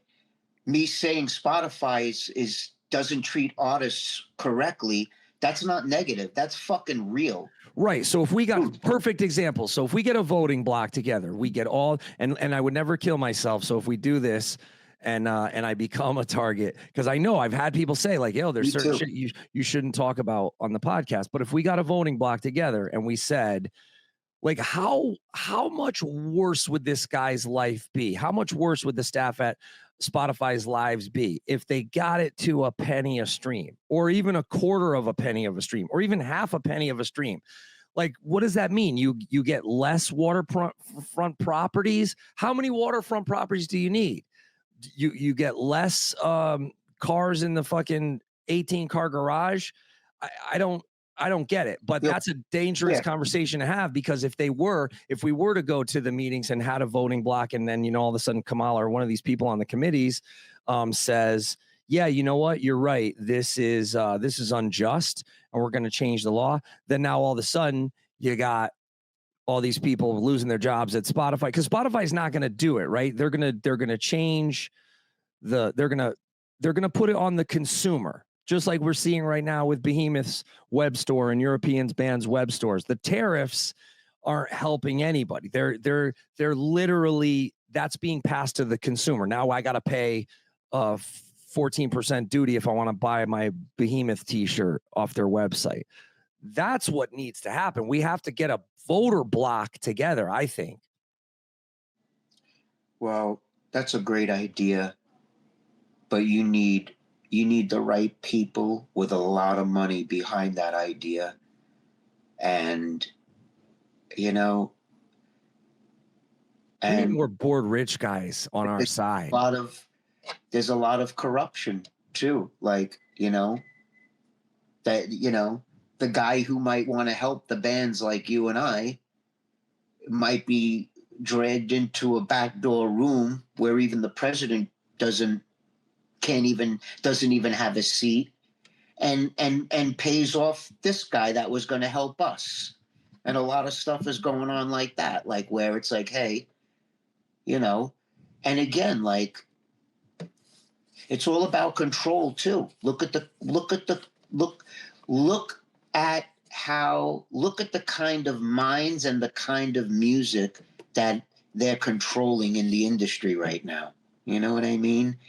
And there's not a lot of genuine, authentic, honest people out there, Jamey. And there's just a lot of people that are devilishly just want to go after the digits, and would never really want to put someone like you and I, because it just goes against their entire philosophy of just how they operate.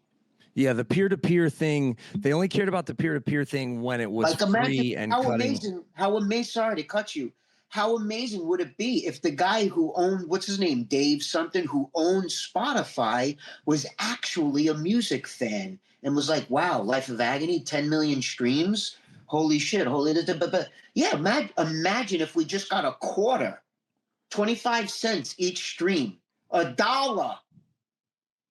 Like, because what it was, I mean, I've always said this, the peer-to-peer thing it's dangerous. It's a dangerous idea, because there is no way for me to sell you my t-shirt of the artwork that I designed, that I came up with, or the music, the song, on a CD or on a physical piece of media. There is no way for me to sell you any item without somebody needing to get a cut.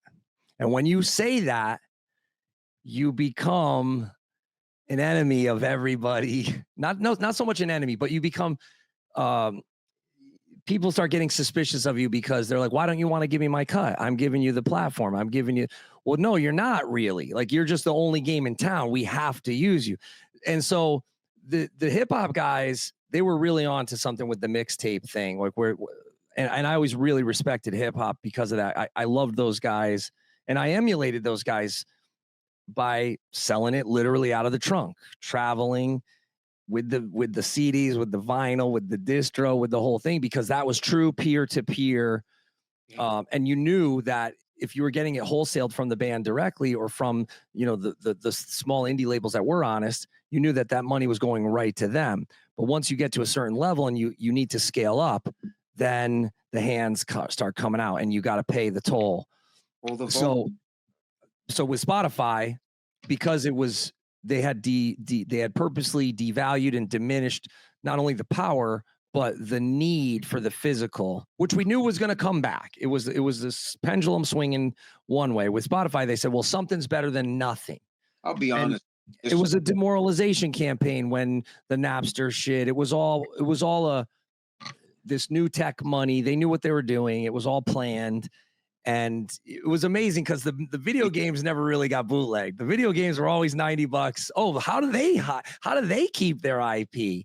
There was certain, maybe not so much the pay-per-views, right? Because we could always pirate the pay-per-views for the most part. But even then, they found people, they put them in jail, they made examples out of people stealing cable TV, stealing pay-per-view content or whatever, and even stealing music, right? They made examples out of certain people stealing music, shutting down the bootleggers, especially when guys like 50 Cent and Biggie were selling 100, 200,000 units on the street, peer-to-peer, bootlegging their own stuff, signing to a label. This was the beauty. I'm not snitching. This is known, but there were other artists, I won't say who, that would sign to a label, get the advance, and then go sell their master to the bootlegger and split the profits to the bootlegger. And I'm not saying bands need to do that now, but if you put out a record, like if I want to go wholesale ugly and I want to get the vinyl, I want to get the CDs right now, where do I go? No fucking idea, dude.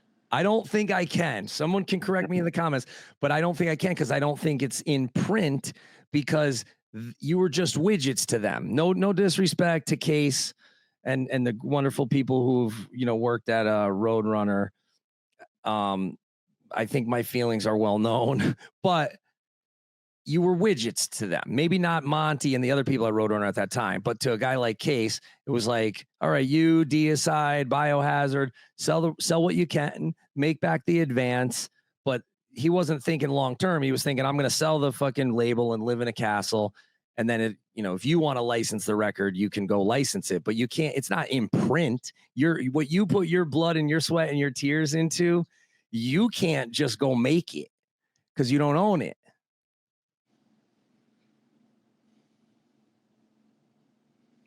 Yeah. But we can license it. We can fill out the paperwork, but the juice has got to be worth the squeeze. I'll be honest, man. Fucking Laws hit the nail on the head, man. You read my mind before. Like, Laws called it with Napster. That motherfucker got so much shit, but he fucking. Oh yeah, he was right. Lars was right. He predicted the demise. I made t-shirts and everything. I'll send you one. I got a Lars is right shirt for you. What are you, medium, large? I like large. Yeah. I'm dying to get back into a medium. I think between now and September 19th, when we leave for tour with you, you think I could get, like, what could I do? I'll eat some berberine. I'll hit the fruits hard. I'll hit the cardio. Like, I got to lose like 15 pounds in 2 weeks, 10 pounds in 2 weeks. Is that doable? You ever do dead hangs? Yes. Do them every day. Do squats. I do 100 squats a day. I weigh like fucking 120 pounds. Today's episode is brought to you by Blue Grape Music. Yeah, baby. We just had Gridiron on the Summer Slaughter Tour. They're absolutely killing it. Go get their new record. Plus, you'll check out releases from Fugitive, Silly Goose, Spiritual Cramp, White Reaper, and many more. Check out bluegrapemusic.com. I was just over there listening to the new Restraining Order single. That was called Were You There?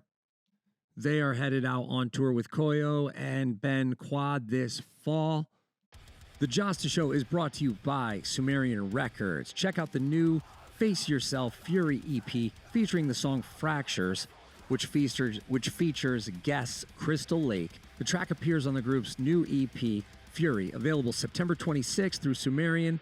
They got a new music video directed by Eric DiCarlo, which you can check out on the Sumerian Records YouTube page. Go ahead and pre-order and pre-save Fury when you go to SumerianRecords.com after the show, and make sure you get yourself a copy. You'll see they have limited vinyl, merch, and a whole bunch of other goodies. Big thank you to Sumerian Records. Now back to the show.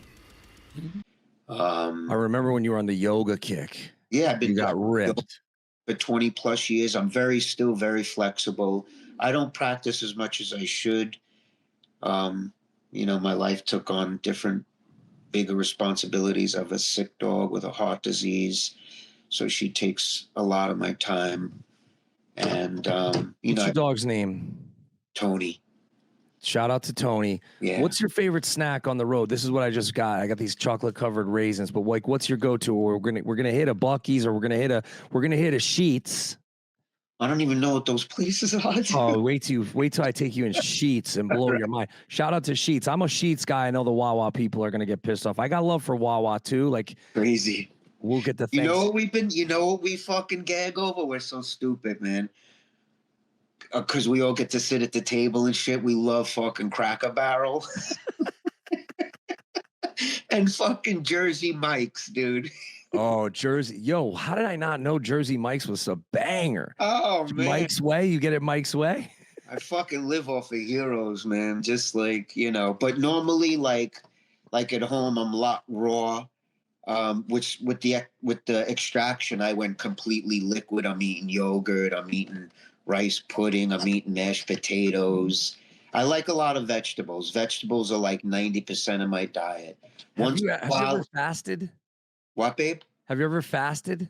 Absolutely. I fast every other couple of days, 20-hour fasts. I can go 20 plus hours without food. What's the longest you can go? Because I think, what if I did this between now and tour? I went is 38 hours, and I couldn't take it anymore. I need to do like a 10-day. I know. I want to do the Christ. Yes. I want to see how long I can actually last without food and just do water. I tried it once for 38 hours, and then I just was so emotional, so angry. I was just like, I had a, and then, and then I collapsed. But I can go a very long time. Like the last food I had in my system, I think was about 5:30 yesterday. And what did I have yesterday? Oh, I had an artichoke that my friend made in her broth. And I had a little bit of chicken, or I made a rotisserie chicken for me and the dog. And I picked off some chicken while I was feeding her. And that's really it. But that was about 5 o'clock. And I had a coffee this morning, but when I finish with you, I'm going to go out. I've been getting shakes. I get pineapple. I love pineapples in my diet.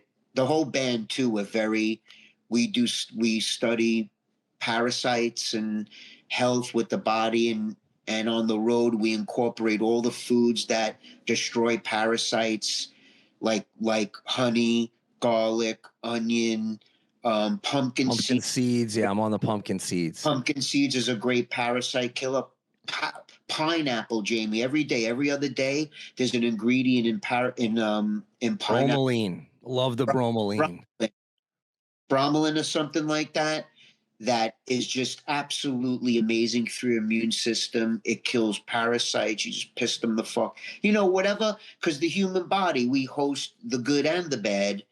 And, at least when you have foods are definitely a great medicine, as you know. And as we both love John Joseph for many years, I have a lot of nutritional books, and that every time I eat a steak, I'm like, I'm looking around, I'm like, where's Doyle? Where's John Joseph?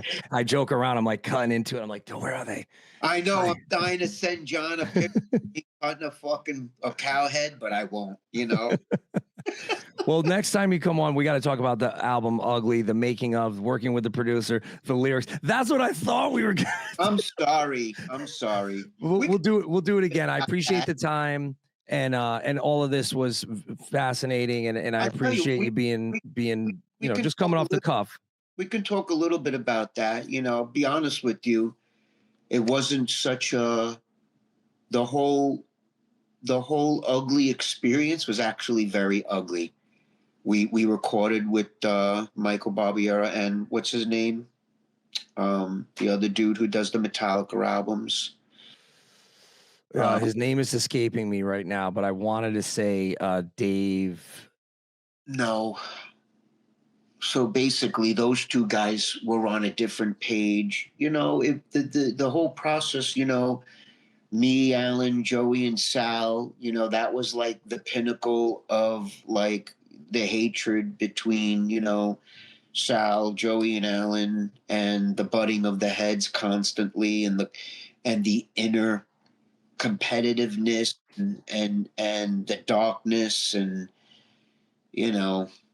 Sal's, from the whole typo negative experience, Sal was very, very bitter. Took a lot of his stuff out on us. But I don't want to talk negatively about him the way he has about us over the years. I always, we wish him well. And we know he's a very challenged soul, and he has very dark entities holding him down his whole life. And, we always just wish him the best, and we love him deeply, and we want him to be right, even though we know he's really not, because, he quit the band 7-8 years ago, but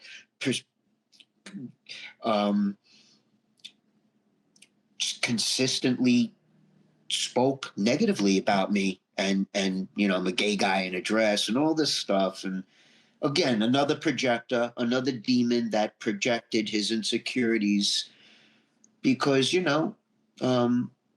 what Typo Negative did to him wasn't very nice, basically. And he took that out on us. And Ugly, that whole thing was just, it was probably one of the worst experiences. Like, again, like I was telling you before, like I didn't even want to be in the studio singing. I think I was doing 1 or 2 takes and fucking off and leaving. And that's not the way I work, not these days, you know. I'm very fucking into it, on point, meticulous. You know, it's become like a great craft for me, you know, singing and putting personality into the character of the song and the attitude and the lyrics. It's the art of laying down the vocal, you know. And So you weren't like setting the vibe with candles. I was getting like this whole, now that I listen to it, I really hear the Sabbath influences. But I think I'll tell you what, that's what I do love about it, Jamey, is that to me, when I listen back now at Ugly, not what we recorded, but the potential of the music, what you'll definitely be hearing the band doing live, because the live executions will be way better than what we recorded, because we weren't together as a unit. We weren't a whole unit. We were definitely discombobulated, like psychically, spiritually, musically. But when I do listen, I'm hearing a very, very young Sabbath. And I love that about Ugly. And that's also, too, I can channel Ozzy and that whole, you know, I always depending on the song, I think of different influences. Like 1 minute, Iggy Pop's coming through. Next minute, Scott's coming through. Next minute, Ozzy's coming through, or Plant. All my influences always meddle their way, you know. It could be line by line, because I never sing the same line twice. You know that. I'm not a plug-in singer. It's very spontaneous, very like Robert Plant, very just like... Yeah, you can hear it's all fresh takes. This is like I was saying earlier, there's no copy and paste, or as my buddy Lorenzo would say, pooch and potch, just pooch and potch it over. There's none of that. It's all fresh takes. But I did think back then, I remember someone telling me, because we had shopped a demo that year, the year after the Roadrunner, and I remember someone, and they had passed, and I remember someone telling me, you know, they were passing on us because that our whole scene and the hardcore scene at that time was basically what they would consider now toxic masculinity. And when you were doing Ugly before the record came out, I was told, oh yeah, it's a departure. It's going to try to grab a bigger audience, maybe some of the alternative rock audience, some grunge audience, maybe some girls. And that's what the labels would say when I was shopping the demo. Like, yeah, but you need girls at your shows. You need girls to buy the record. Was that ever a conversation, or did you ever think of that? Because after River Runs Red, you were so popular with both. Like, did they want you to, I mean, that was the thing. You go to Life of Agony, there's girls at the show. Well, they would sell us that kind of bullshit too, but what they really wanted was they wanted a River Runs Red repeat. But the band always had creative integrity, and we were like, I honestly believe we were kind of like, more now than ever, like the Radiohead of our genre. When you listen to all the different kind of songs, we have 10 different genres in one genre on one album. And they wanted a repeat history. And I think we actually butt heads a lot too, because we weren't really giving them what they wanted, which made their job difficult, because back then they only knew how to sell albums one or two different ways. They never really told us what to write. They always knew we were a force, and we always kind of stuck to our guns. And we always kept that creative integrity. We didn't really, you know, we're not going to take advice from people that didn't know the difference between a hi-hat and a bass drum. Get out of the fucking studio. You don't know what you're talking about. You know, like, you do your thing, just like we don't know who or how to sell it. That wasn't our thing. We made our music. We made our fucking albums. This is what the album's going to be. You know, live with it or not. That's what happened basically between Napalm and us, you know.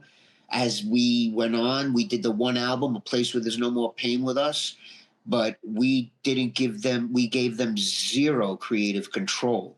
And I think they wanted to give us less money for the next album, and they wanted to take more creative control. And we were like, yeah, you know, God, you know, we can't, I mean, you're one of the few bands that went back into the major label system as well. I mean, not that Roadrunner wasn't a major, but you know what I mean. Like going from one distributor to back to what was it? You went back to Epic. Because we did Broken Valley with Epic, and they destroyed that too. And we did that record with fucking Greg Fiddleman, man. That's Fiddleman was the one I was trying to think of. Yeah, he's fucking that dude. Worked with Tom Petty, the Peppers, Metallica, Jet, Life of Agony. That dude is a fucking. We made such a beautiful, beautiful fucking. What a fucking. What was the appeal of the deal? Were they promising they were going to spend a shit ton of money at radio? Was it just because I remember I was so confused by that move, and I was asking somebody and they were like, oh, it's not Chi-Chi from Sheer Terror. Who was it from Sheer Terror that worked at the label? Hang on, I'm sorry, my battery went low, so I'm just. It's okay.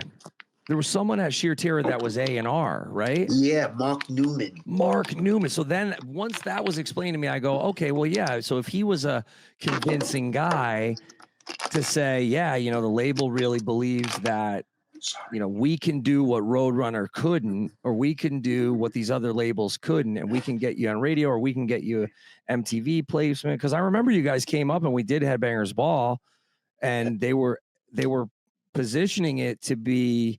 Yeah. And then you know what? And then Epic, a big rock record, not so much of a metal record. But then Epic collapsed. Yeah. And then they got rid of a ton of artists, and we were one of them. It was us. They got rid of Ben Folds 5.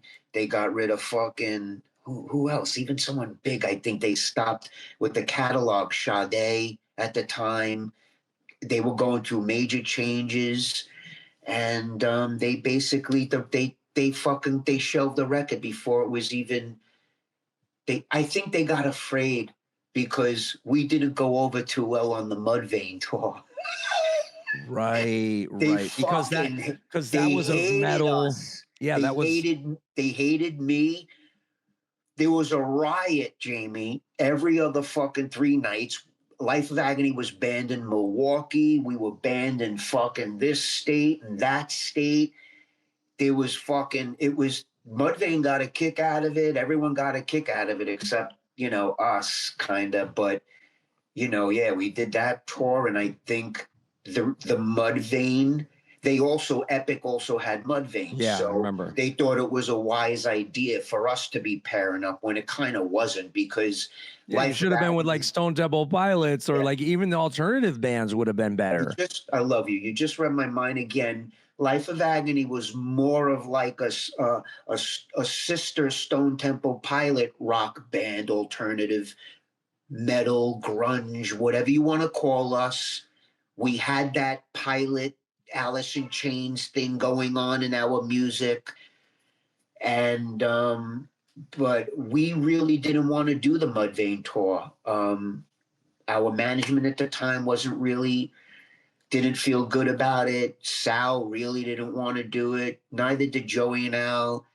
Either way, I don't care if I'm loved and hated. I'm going to do my thing anyway. In fact, I love being hated because it empowers me, because it shows me that I'm doing right by me. I'm living in my authentic self. I'm expressing myself, whether you like it or not. I don't give a fuck. We were playing the whole Mudvayne crowd back then was a bunch of fucking Hot Topic kids, bunch of 15-year-old Hot Topic kids that wore chains down to their ankle. It was like, I don't want you as a fan anyway, bitch. You know what I mean? Like, I loved those kids. I'm sorry, kid. I love those I loved it because they would show up one tour and they'd have the mesh. They would have the mesh, like the shirt. It was like mesh, and then we would play. And then they'd come back and they had sleeves. They took the guy liner off. They're wearing a Judge shirt. They're wearing and I was like, yo, we're converting the goth. We're converting the mall kids. The Plum Tree kids. You know what I mean? The Hot Topic kids. And I don't got nothing against anybody. You know that. I'm just playing. I'm just teasing. To each his own. But we had kids throwing batteries at us, CDs, lit cigarettes. Man, I choked some big dude got on the stage. I don't know how I got around him, but I got the mic cord around his neck and just fucking whipped him down. Where was this? I swear this was in Milwaukee. We got banned there. Even our agent was fucking elbowing dudes. Mudvayne's security was fucking fighting for us and helping us out. Chad and all them dudes were on the side of the stage every fucking night. Those niggas had to fucking go on the stage and be like, yo, Life of Agony are our boys. Because then it became on the tour, it became where word got around that the Mudvayne crowd was abusing Life of Agony, sitting down at the crowd. So even before we had 7,000 kids sitting down protesting us before we even got on stage. And we were like, Jesus fucking Christ. Like, you know, it made the band inside the band a little. And I think then we separated again. Yeah, that was a changing of the guard. That was a really interesting time. Yeah. Because you guys had already done it. You've been there, you've done that. You were what Mudvayne was at one point. You were that band that had the Headbangers Ball, had the radio, had the buzz, and then it was like, to have the staying power and to be who you really wanted to be creatively, you were going in a different direction, but it was almost like the industry wanted to keep you there. And then it's also a big name, which is a thing that that's hey, it's okay. Not everything always works, you know? Yeah. You got it. That's what it's all about. You try it. We did it, you know. Did we finish that tour? I think we did finish it.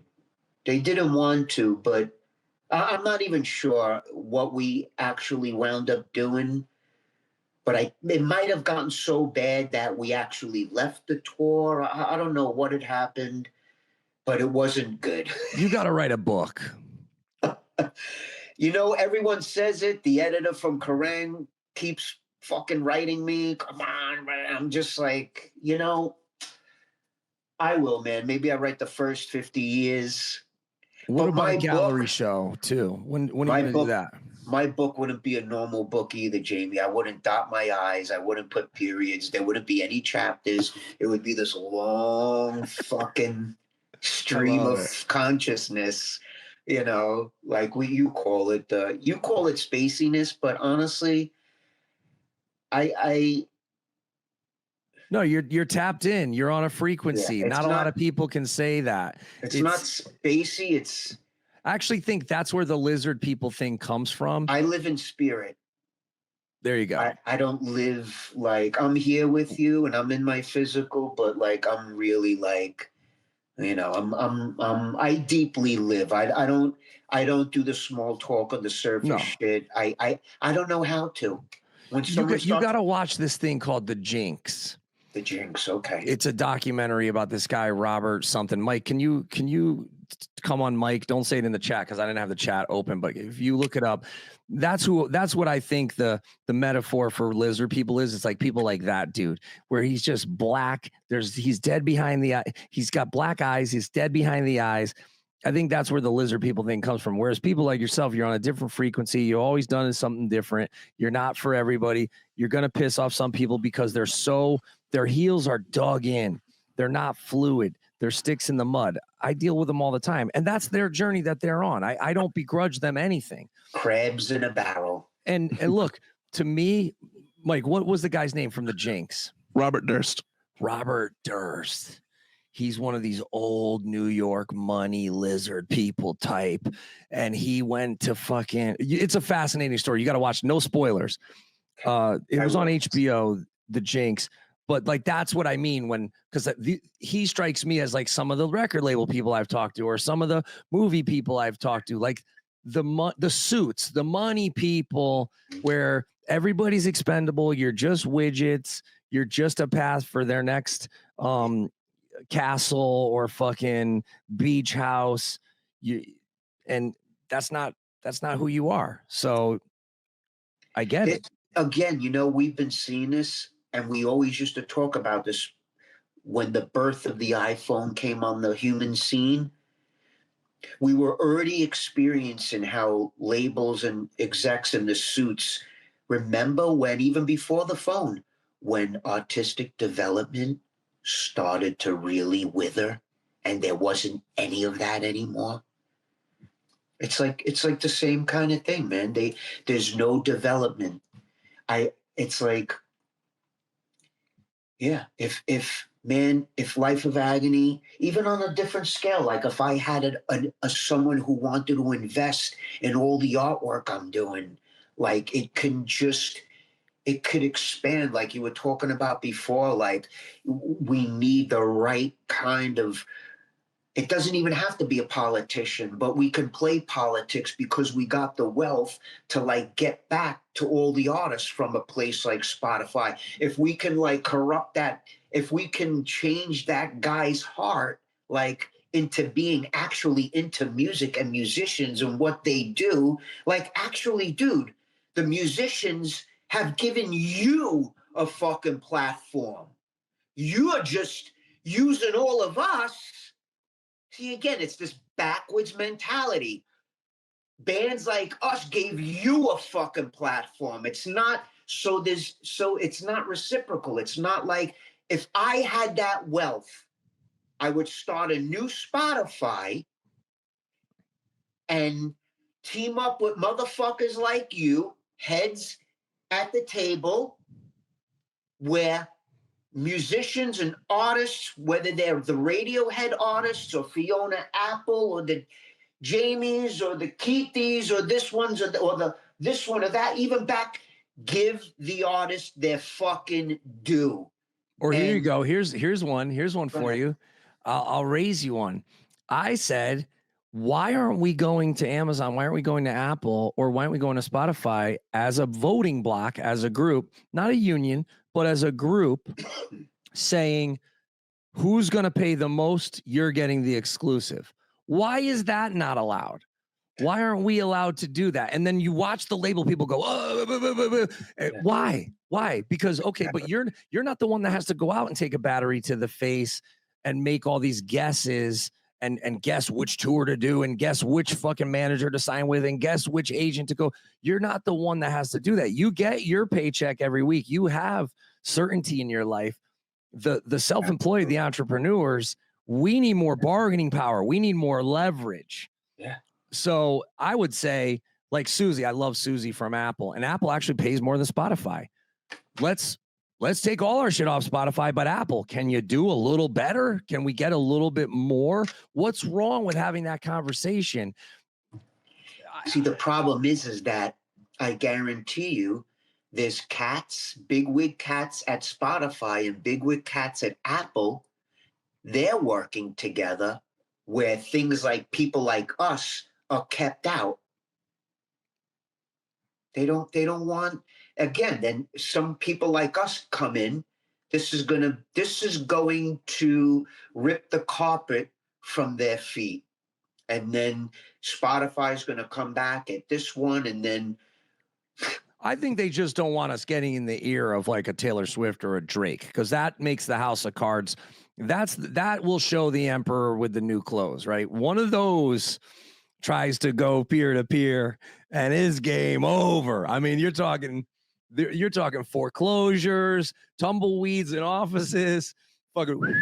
Well, a lot of people, a lot of bands and a lot of artists, their way of fighting back on these Spotifys was not uploading their music like Radiohead, like other bands like that. I don't know if they're on there now and they got better deals under the table, but I remember when Radiohead made a big fucking deal. We're taking all our music off. I think Fiona Taylor Swift is getting a better deal. I would allegedly. I would bet my life on it. Didn't George Soros own all of her music? How the fuck did that happen? I don't know. Mike, can you look that up? George Soros owned. We got to get you back on for a part two. I need a part two. I have so many questions. I had lyrics printed out that I wanted to talk about. Sorry, Jamey. But we got to some good shit. I know I'm going to get an earful from a bunch of sensitive people, and that's okay, because we got to have these conversations. I hate when people tell me who I can talk to, what I can talk about. That was the whole reason why I got into metal and hardcore and punk, was so I wouldn't be told who I could talk to, what I could talk about. It's very weird to me now. I'm truly the enemy, right? Well, no, it's not even that. It's just that people are so used to having everything censored for them. And this, I don't even like to say like the nerfing of the world or whatever the popular thing was, but I do feel confidence in the youth. I do feel confident in the next generation.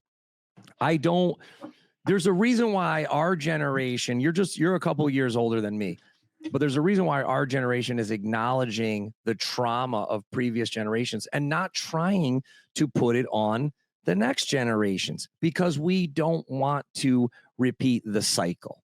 Yeah. We want to talk about these things, get them out in the open. Yeah. And not have to carry that weight. Like I said earlier, you were the one that was out there. You talked to every kid who said to you, who showed you their Life of Agony tattoos, showed you the lyrics of yours that they got tattooed on them. I remember it. I remember going to see you guys with Shelter or someone at the Nightbreed or one of the clubs in Norwalk. And I was remember like, that. You on the side of the stage, man. I was like, who are all these kids? These are not the kids at our shows. These are totally. And I said, this is amazing. Look at this sing-along. It was one of the loudest sing-alongs.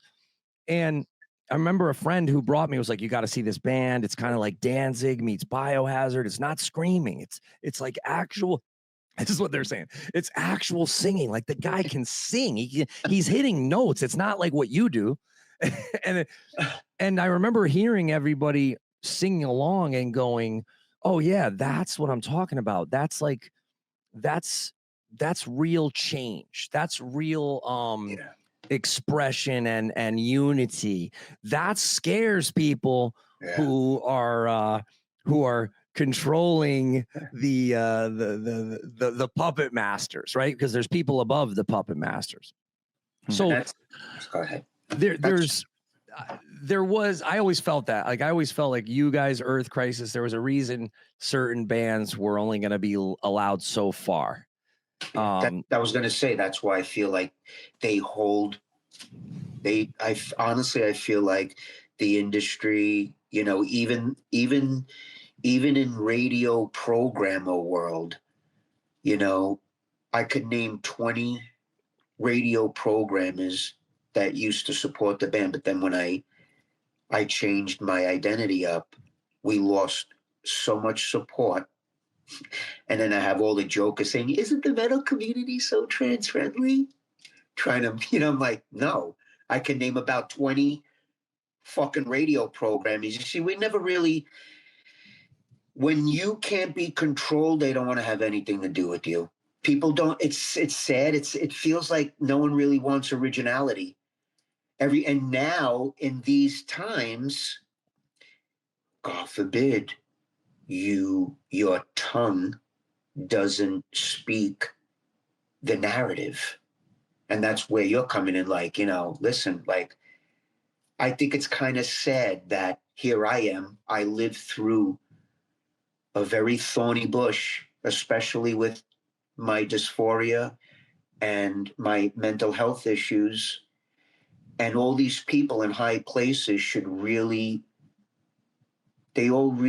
every story should be shared. That's how we learn as a species. That's how we learn as a community. That's how we learn as people.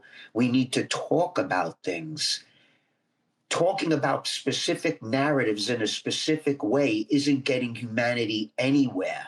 It's leaving us in a toilet bowl full of shit where you have people who don't even know how to think anymore. And that's why I'm like, I'm a deep thinker. I'm an incredible thinker. See, with the world and all these people that are trying to control you on your pockets, it's like, what you're doing and what you're saying is that basically let's kill the curiosity and the question asking of human beings. So basically you want to kill the life force of what it means to be human. You want to kill our curiosity? You want to tell people to stop asking questions? That's how we live. That's how we grow. That's how we expand. That's how we thrive. But the old guard is worried about being audited, being maybe even as far as like and I'm being with you put to jail, right? And Like I'm that's with you on believing in the generation, the youth of today. That's why I am the way I am.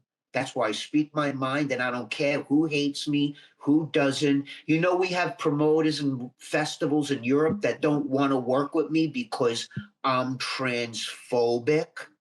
So you got this 65-year-old German fucking moron that never really spoke to a transsexual in his life before, taking bread and wine off of my table because I don't want to see kids getting chopped up. So it's this guy who knows nothing about trans people is taking bread and wine off of my table because, and then funniest thing, I don't even want to mention, you've played this festival many times before, both of them. Then when we would question the promoter as, well, why do you think Keith is transphobic? What is so transphobic about what Keith said in that post? The guy, that no one has an answer, and it's the same thing. So you have these people that have been seduced by all these false narratives, and you're just basically constricting the curiosity of what it means to be human. And I refuse, Jamey, with all my heart and soul, I refuse to cut my tongue for anybody. I come from unconditional love. I come from the Holy Spirit, not in a bullshit man-made religious way, but in the real deep, I fucking walk with the Holy Spirit. I'm being guided and protected by the Holy Spirit. And that's the work that I do. And I used to know God. Now, I used to believe in God. Now I know God. I know the Holy Spirit within me. Otherwise, I wouldn't be making all these beautiful changes for myself. And then I got all these demons that are these energy vampires. These people, oh no, Jamey, don't get this motherfucker on your show because you know this motherfucker's gonna say all this bullshit. So even the festival thing, it bums me out that there wouldn't at least be a private debate to come, because you're not using. I was on the phone. You're not on stage telling their crowd that they worked very hard, I'm sure, to get there. But even then, we could have the debate of, okay, are they there for the festival or are they there for the bands playing the festival? But yeah, that's a whole other show. Yeah. I've dealt with that personally, where they didn't like a tweet or they didn't like something I said on the podcast, and so they don't want me at their venue or they don't want me at their, and that's their right. But when it comes from to a place of nonsense, right, where it's like, at least tell me and let's have a conversation and then decide. Don't try to fucking backhanded blackball me. And then when I reach out to you, you don't reach back out, or you read the message and then mark it unread or whatever. But we got to do part 2. I got to let you run, but everybody come see both of us on tour. We're going to be ripping up stages together September 19th to October 6th. We're playing all the banger spots too. Thank you for that. There, no offense to the off the beaten path spots, but we're too old for this shit right now. So make the drive. Don't be like, oh, you're not coming here. Yeah, we're not. We're not coming there. We're only going to the places on the routing. And if you don't come, you're not going to see either of us. Because people have to start traveling too, because people have to understand that not every market serves the band, and not every market even serves the people. Sometimes we don't come into people's town because the places they want to put us in are like so dangerous. Like there's no point of even visiting. So like when in Europe, we have people from Australia coming to the Starland. Yeah. We have people from LA flying in, people from Berlin. People are like really saying like, yo, I gotta stop flying to see you guys because clearly you're not coming. People keep asking me, when are you coming to Australia? I'm like, we're not. I'm not going to Australia to travel, to lose money, to play in front of, 100 kids. Come travel, come see the band that's playing with the Chili Peppers, man. Make a weekend out of it. So I do appreciate all the fans that also too that are traveling from Australia, Berlin, LA, and there's a lot of heads coming just to see the bands playing together. It's going to be dope, man. you know, and I know Walk Up's going to be brilliant, so I'm not even worried about all the places that are doing with low ticket sales, because that's what happens at Agony shows too. I don't know if you guys experienced that, but believe me, there was promoters. We're going into some of these shows just in July, going to some shows with 200, 250 pre-sale, and it ends up being 1,000 people. Look, there's going to be stinkers on every run in the States going forward. At least we're not like, we're very lucky because I can tell you, like you were saying earlier about the people with 500,000 followers that can't put 500 people in a venue. That's a very real thing. I mean, there's a bunch of hip hop and country and pop artists that they're just canceling outright. Or I do like it when they come out and they say, hey, I'm about to cancel, so you better buy some tickets. Like there was one guy who did that, and I was like, respect, because then the fans rallied and bought the tickets and kept the tour in. We just had to cancel our July run as well, because the festival that we were making the big money on was carrying us for the 2 weeks, but they went bankrupt. So we had to bail.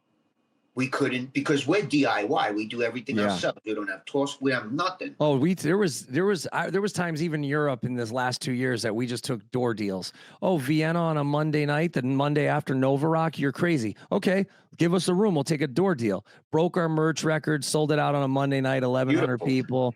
So that's the thing. There does come to a point where people got to understand that it's all educated guesses.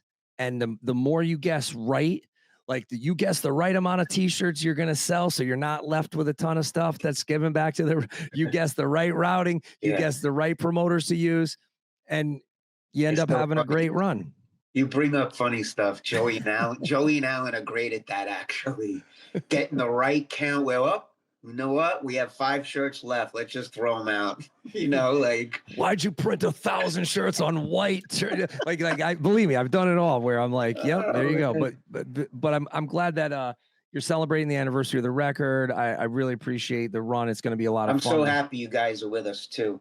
Yeah, wait till you see my band. I got these shredder kids with me. They got a ton of energy. They're young. All my whole band. Besides, let me ask you a question. Can I interview you? One question. Sure. I'll go.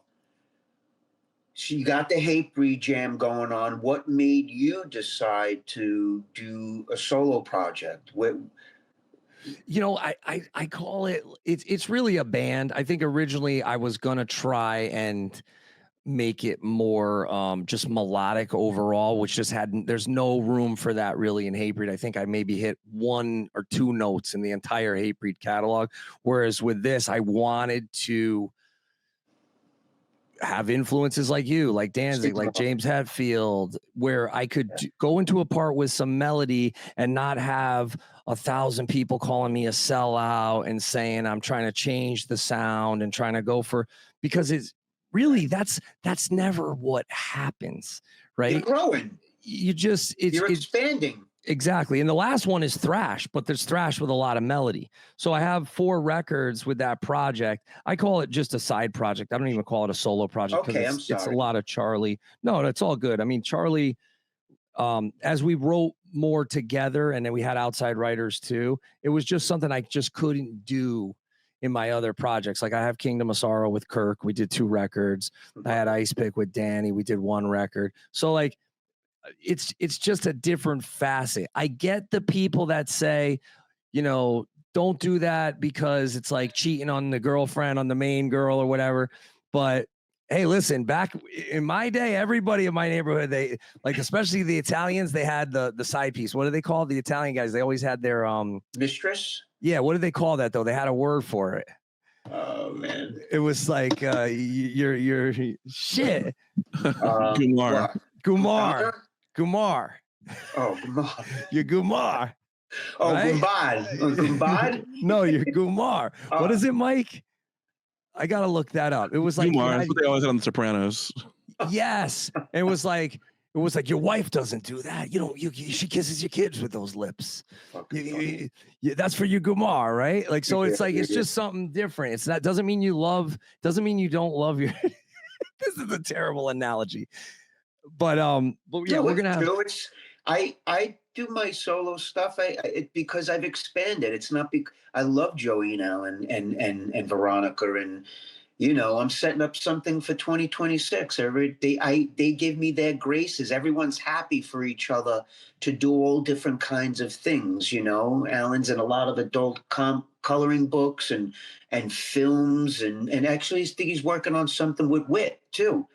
Nice. Joey's got his production, his band. We're always Veronica. Had the Jeff Beck gig. She was going to do the Primus thing. Wow. And she was like, guys, how do you feel if I audition? And we were like, dude, fucking do it. We got your back. We're like, we're very like, we're so past all of that bullshit, like the do's and the don'ts. It's like, yo, if you're not growing, that's the fucking problem. Because you need to be in rooms with people that you feel this big with, that, you can't be the smartest one in the room.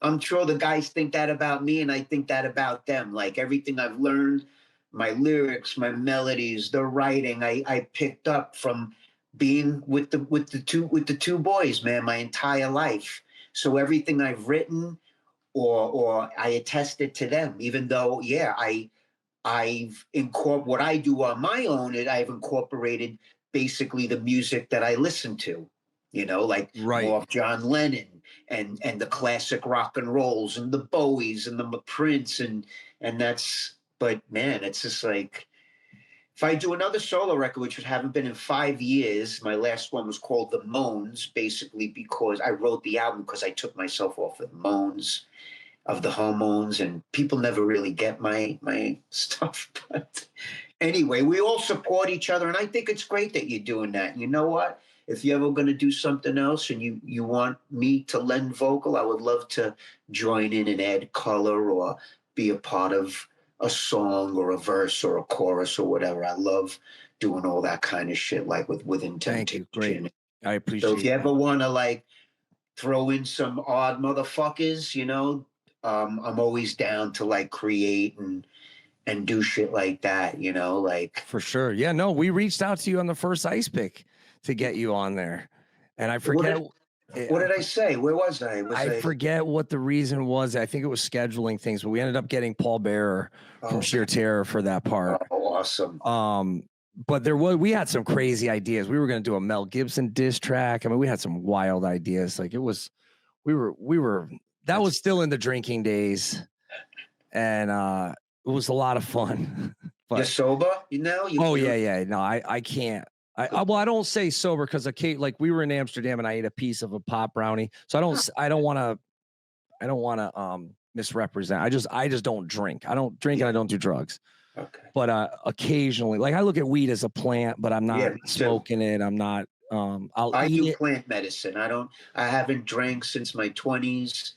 I don't do any hard drugs. All I do is smoke weed. I microdose often. I do truffles. I do a lot of stuff to expand my mind. And on the next time we speak, I want to get into how I believe the plant medicines has accelerated the cleansing of my trauma, which actually helped me to beat my gender dysphoria. And that's another thing. That's another can of worms. And let's do it. Let's do it because I believe in all that. Me too, man. Jamey, I really appreciate you getting me on and making time for me on my schedule. My pleasure. Anytime. Tell all the guys I said hello and I love them. I can't wait to. Is there anything you need from us? I was gonna say the same thing to you because I'm gonna come bringing gifts. We're gonna have a good time. We're gonna bring the positivity. We're gonna bring the mosh. We're gonna bring the sing along. That's what we need. And I love these venues too because I don't get to play a lot of these venues a lot. It's like I get to go. I rented a van. I'm ready. We do the van thing too, dude. We don't do no big. We go punk rock, old school, man. Vans and hotels, man. We don't fuck around. No buses. None of that. Great. We're like I love really down to the nitty gritty. We're fucking out of our minds, actually. It's gonna be fun. No, and I was gonna say, like, I know the Long Island show. I was like, I'll forfeit guest list if I got to, like, whatever you need. Like, I know you're going to be punished by everybody and their mother to come to that show. People are hitting me up for the Connecticut show, so maybe we make a trade. Like you give me a couple of guest list names for that. Yeah, absolutely. I have no guests anywhere except for Jersey and Long Island, and I keep it small anyway. Nice. I keep it because it gets a little out of control, and so it's all family first, and I don't really I don't have a partner or anything like that, so it's usually the guys with the wives and the kids and shit like that. But good deal. Well, thank you for the time. We'll definitely get you back on for part 2. And thanks everybody from Patreon. A lot of great things here in the chat. I'll just read a couple of them before we get out of here. Dallas Bolin. What's up, Dallas? He says, Keith's story, whether it was back in the 90s during his transition or even after, is a story that unknown numbers of people are affected by and inspired from. Thank you, Dallas. I appreciate that. Thank you, Dallas. Yeah. Andy Wilson says, I met Joey back in the Stereo Mud days. Legit, one of the nicest guys I met at a show. Yeah, he's up there. He's like, I put Joey up there with like the Dios and the Phil Demmels. Yeah, Joey's the sweetest. Joey's great. Joey's such a he's very. He also comes from unconditional love, man. He's very, very warm. Joey was always the guy. I was the one hiding. Joey was always would be the guy to come into your room and make best buddies with you. I'd want to. You're the extroverted introvert, and he's the extrovert. I'd want to, but I'd be like, I'd be too I don't know. What was your favorite Life of Agony side project? Because you know what I just found the other day? I found, and I'm cleaning out one room. I found Among Thieves. There was some bangers on that one. Yeah. I love Among Thieves, man. Stereo Mud, I don't remember. I'll have to go revisit that. I want to say that was was that Stuck Mojo guys or somebody? Yeah, you know what? I think one of the guitar players, or two of them, what was his name? I'm drawing a blank. I have his face. I liked Spoiler. Corey. Spoiler was good. Yes. Yeah. What was your favorite Life of Agony side project? And did you ever go to any of their shows? Yeah, absolutely. I went to Joey's Zaya War gig. Joey played with that band Avatar. That was crazy. It's crazy seeing Joey is like, when Joey makes his music and sings, it's almost like him not replicating Sepultura, but you can hear the love he had for the old roots kind of shit. So Joey was and I was more little punk rock, kind of never mind the bollocks, kind of, PIL, Sex Pistols kind of shit. Yeah, I felt like Alan liked the Oi and the Sheer Terror shit. Yeah, I love that. I love it all, man. I love all of it. And even when Sal had his A Pale Horse, I sang on his albums, Sal's albums. Nice. Jeremiah Bucher says, great conversation. Heard Life of Agony on Liquid Metal this morning. Shout out to Jose. Yes, thank you, Jose. Shout out to Jose. He's pumping up the shows. Amazing. We're starting in, I started Starland. So everybody get your tickets. Go to starlandballroom.com. There's still tickets available, definitely. Yeah, and I got to get Danny. I got to get the Schuler clan. You got to see Danny's kids. His kids are amazing musicians. Oh yeah, I know. Didn't they do the new Blood Clot? I don't know. I should ask him that. They recorded a few songs. I think when Biohazard and Life of Agony just did the tour in the winter in February, I believe Danny, because me and Danny were going to do a song, and Danny was telling me about his kids and how John Joseph loved his kids playing and started writing with the kids for the new Blood Clot or the Blood Clot he just released. I don't remember. I'm bad with the facts, but something like that went down. But I do know that the kids write some great shit because they were recording for Danny as well. So nice. Pretty fun. Yeah, they're great. Cool. The Schuler clan. I say Schuler clan runs the land. Oh, my Jersey. God. We got to go to Sizzling Steve's and get a steak, but don't tell John or Doyle that. Sizzling Steve's. Shout out to Sizzling Steve's. Danny and I went there. They had I forget what they had, guns on the wall, or I don't know, the pipes hanging from the ceiling. one of those places. I could be misremembering. Sorry about that. Someone will correct me. The place that has the pipes hanging from the ceiling is different. We definitely have to get a nice fucking steak together. Fillet with a bone in, with the mashed potatoes and Brussels sprouts and fucking mushroom fucking gravy sauce. The peppercorn sauce. Yeah. Oh my God, I love it. I can't deal with my life. Well, dude. thank you so much. This was a lot of fun. Jamey, I love you, man. I love you. Thank you so much. Yeah, we'll see you in a couple of weeks. Okay, yeah. But thank you for always just, always being part of my vertebrae. I appreciate that. You've always been one of those cats in the business that have always been real, have always been authentic, have always showed just unconditional love and support for me, for what I go through as a human being, as an artist, and for Life of Agony as well. So thank you for always being a positive planet or an orbit that we, because you know how the bands are but we always got love from you. So thank you.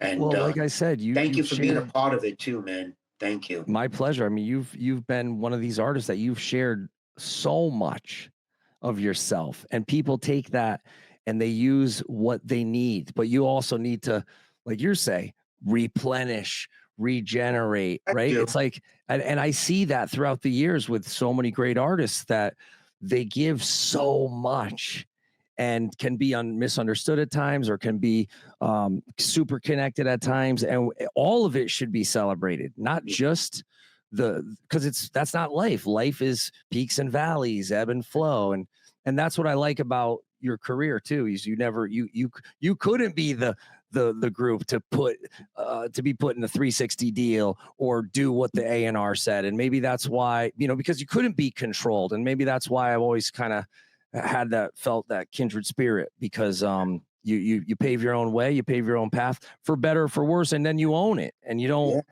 Exactly. Put it on someone else. And we're at the point where we're very, very selective on who we would give what we've built over the years to, because again, everyone's a manager, it's like, you don't know who to trust, who to give your money to. It's just like, I don't know, but yeah. DIY, man. All the way. I love it. Well, thanks so much, and we'll see you. We'll see you very soon. Everybody go get their tickets, and we'll have you back for part 2. If you want to hit me up or put in the comments any questions for part 2. Trust me, we'll get into the making of the record. We'll get into the whole anniversary and what some of the songs were about and all that stuff next time. Yeah. And you're always welcome on, Keith. I appreciate it. Thank you, Jamey. I appreciate you, man. Anytime. Thanks, Mike. Lots of love to everybody from Patreon too. We'll be back. We're going to have Alex Skolnick from Testament. I will post the link in the chat. Tell him I said hello. Will do. Please. Just a quick outro, and thanks again for checking out this episode. Shoot us an email at jastashow@gmail.com and check out the big Depop sale all weekend long. It will bundle at checkout. No need to write 100 messages. Thank you for all the nice messages, but no need to write 100 messages. Just bundle, grab the app, download the app, bundle what you want. You're going to save 10% off when you add one or more items to the cart. You'll see it at the checkout. Big thanks to our sponsors, Sumerian Records. Make sure you go pre-order that new Face Yourself EP entitled Fury. Also, thank you to Reigning Phoenix Music. Go check out Insight. Big shout out to the boys in Insight who did Summer Slaughter Tour with us. Their record's called Savage New Times. Also, thank you to Blue Grape Music. They got a bunch of new killer music coming out on their label, bluegrapemusic.com. Of course, martyrstore.net. Go see Keith and the boys on tour at the end of the month. Many Eyes, new EP, Combust, is going to be available on limited edition vinyl and CD Digipack. Also, Kirk Winstein, Ethereal Waves. The album is amazing. Kirk will sign your copy personally, and we will put it in the mail right away. And last but certainly not least, come see me, yours truly, Jasta, on tour with Life of Agony.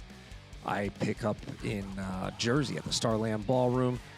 updates are probably on the screen if you're watching on YouTube. Like, subscribe, hit the bell. Leave us a 5-star review on iTunes if you would. And, of course, get out there, slay the day, keep the PMA, drink your coffee, do your push-ups, listen to death metal. And I will be back with, who do we have coming up? We got a bunch of good episodes coming up. We got Cryptopsy coming in. We got Alex Skolnick from Testament coming in. We got a bunch of great episodes. I love you all. Thank you all. Bye-bye.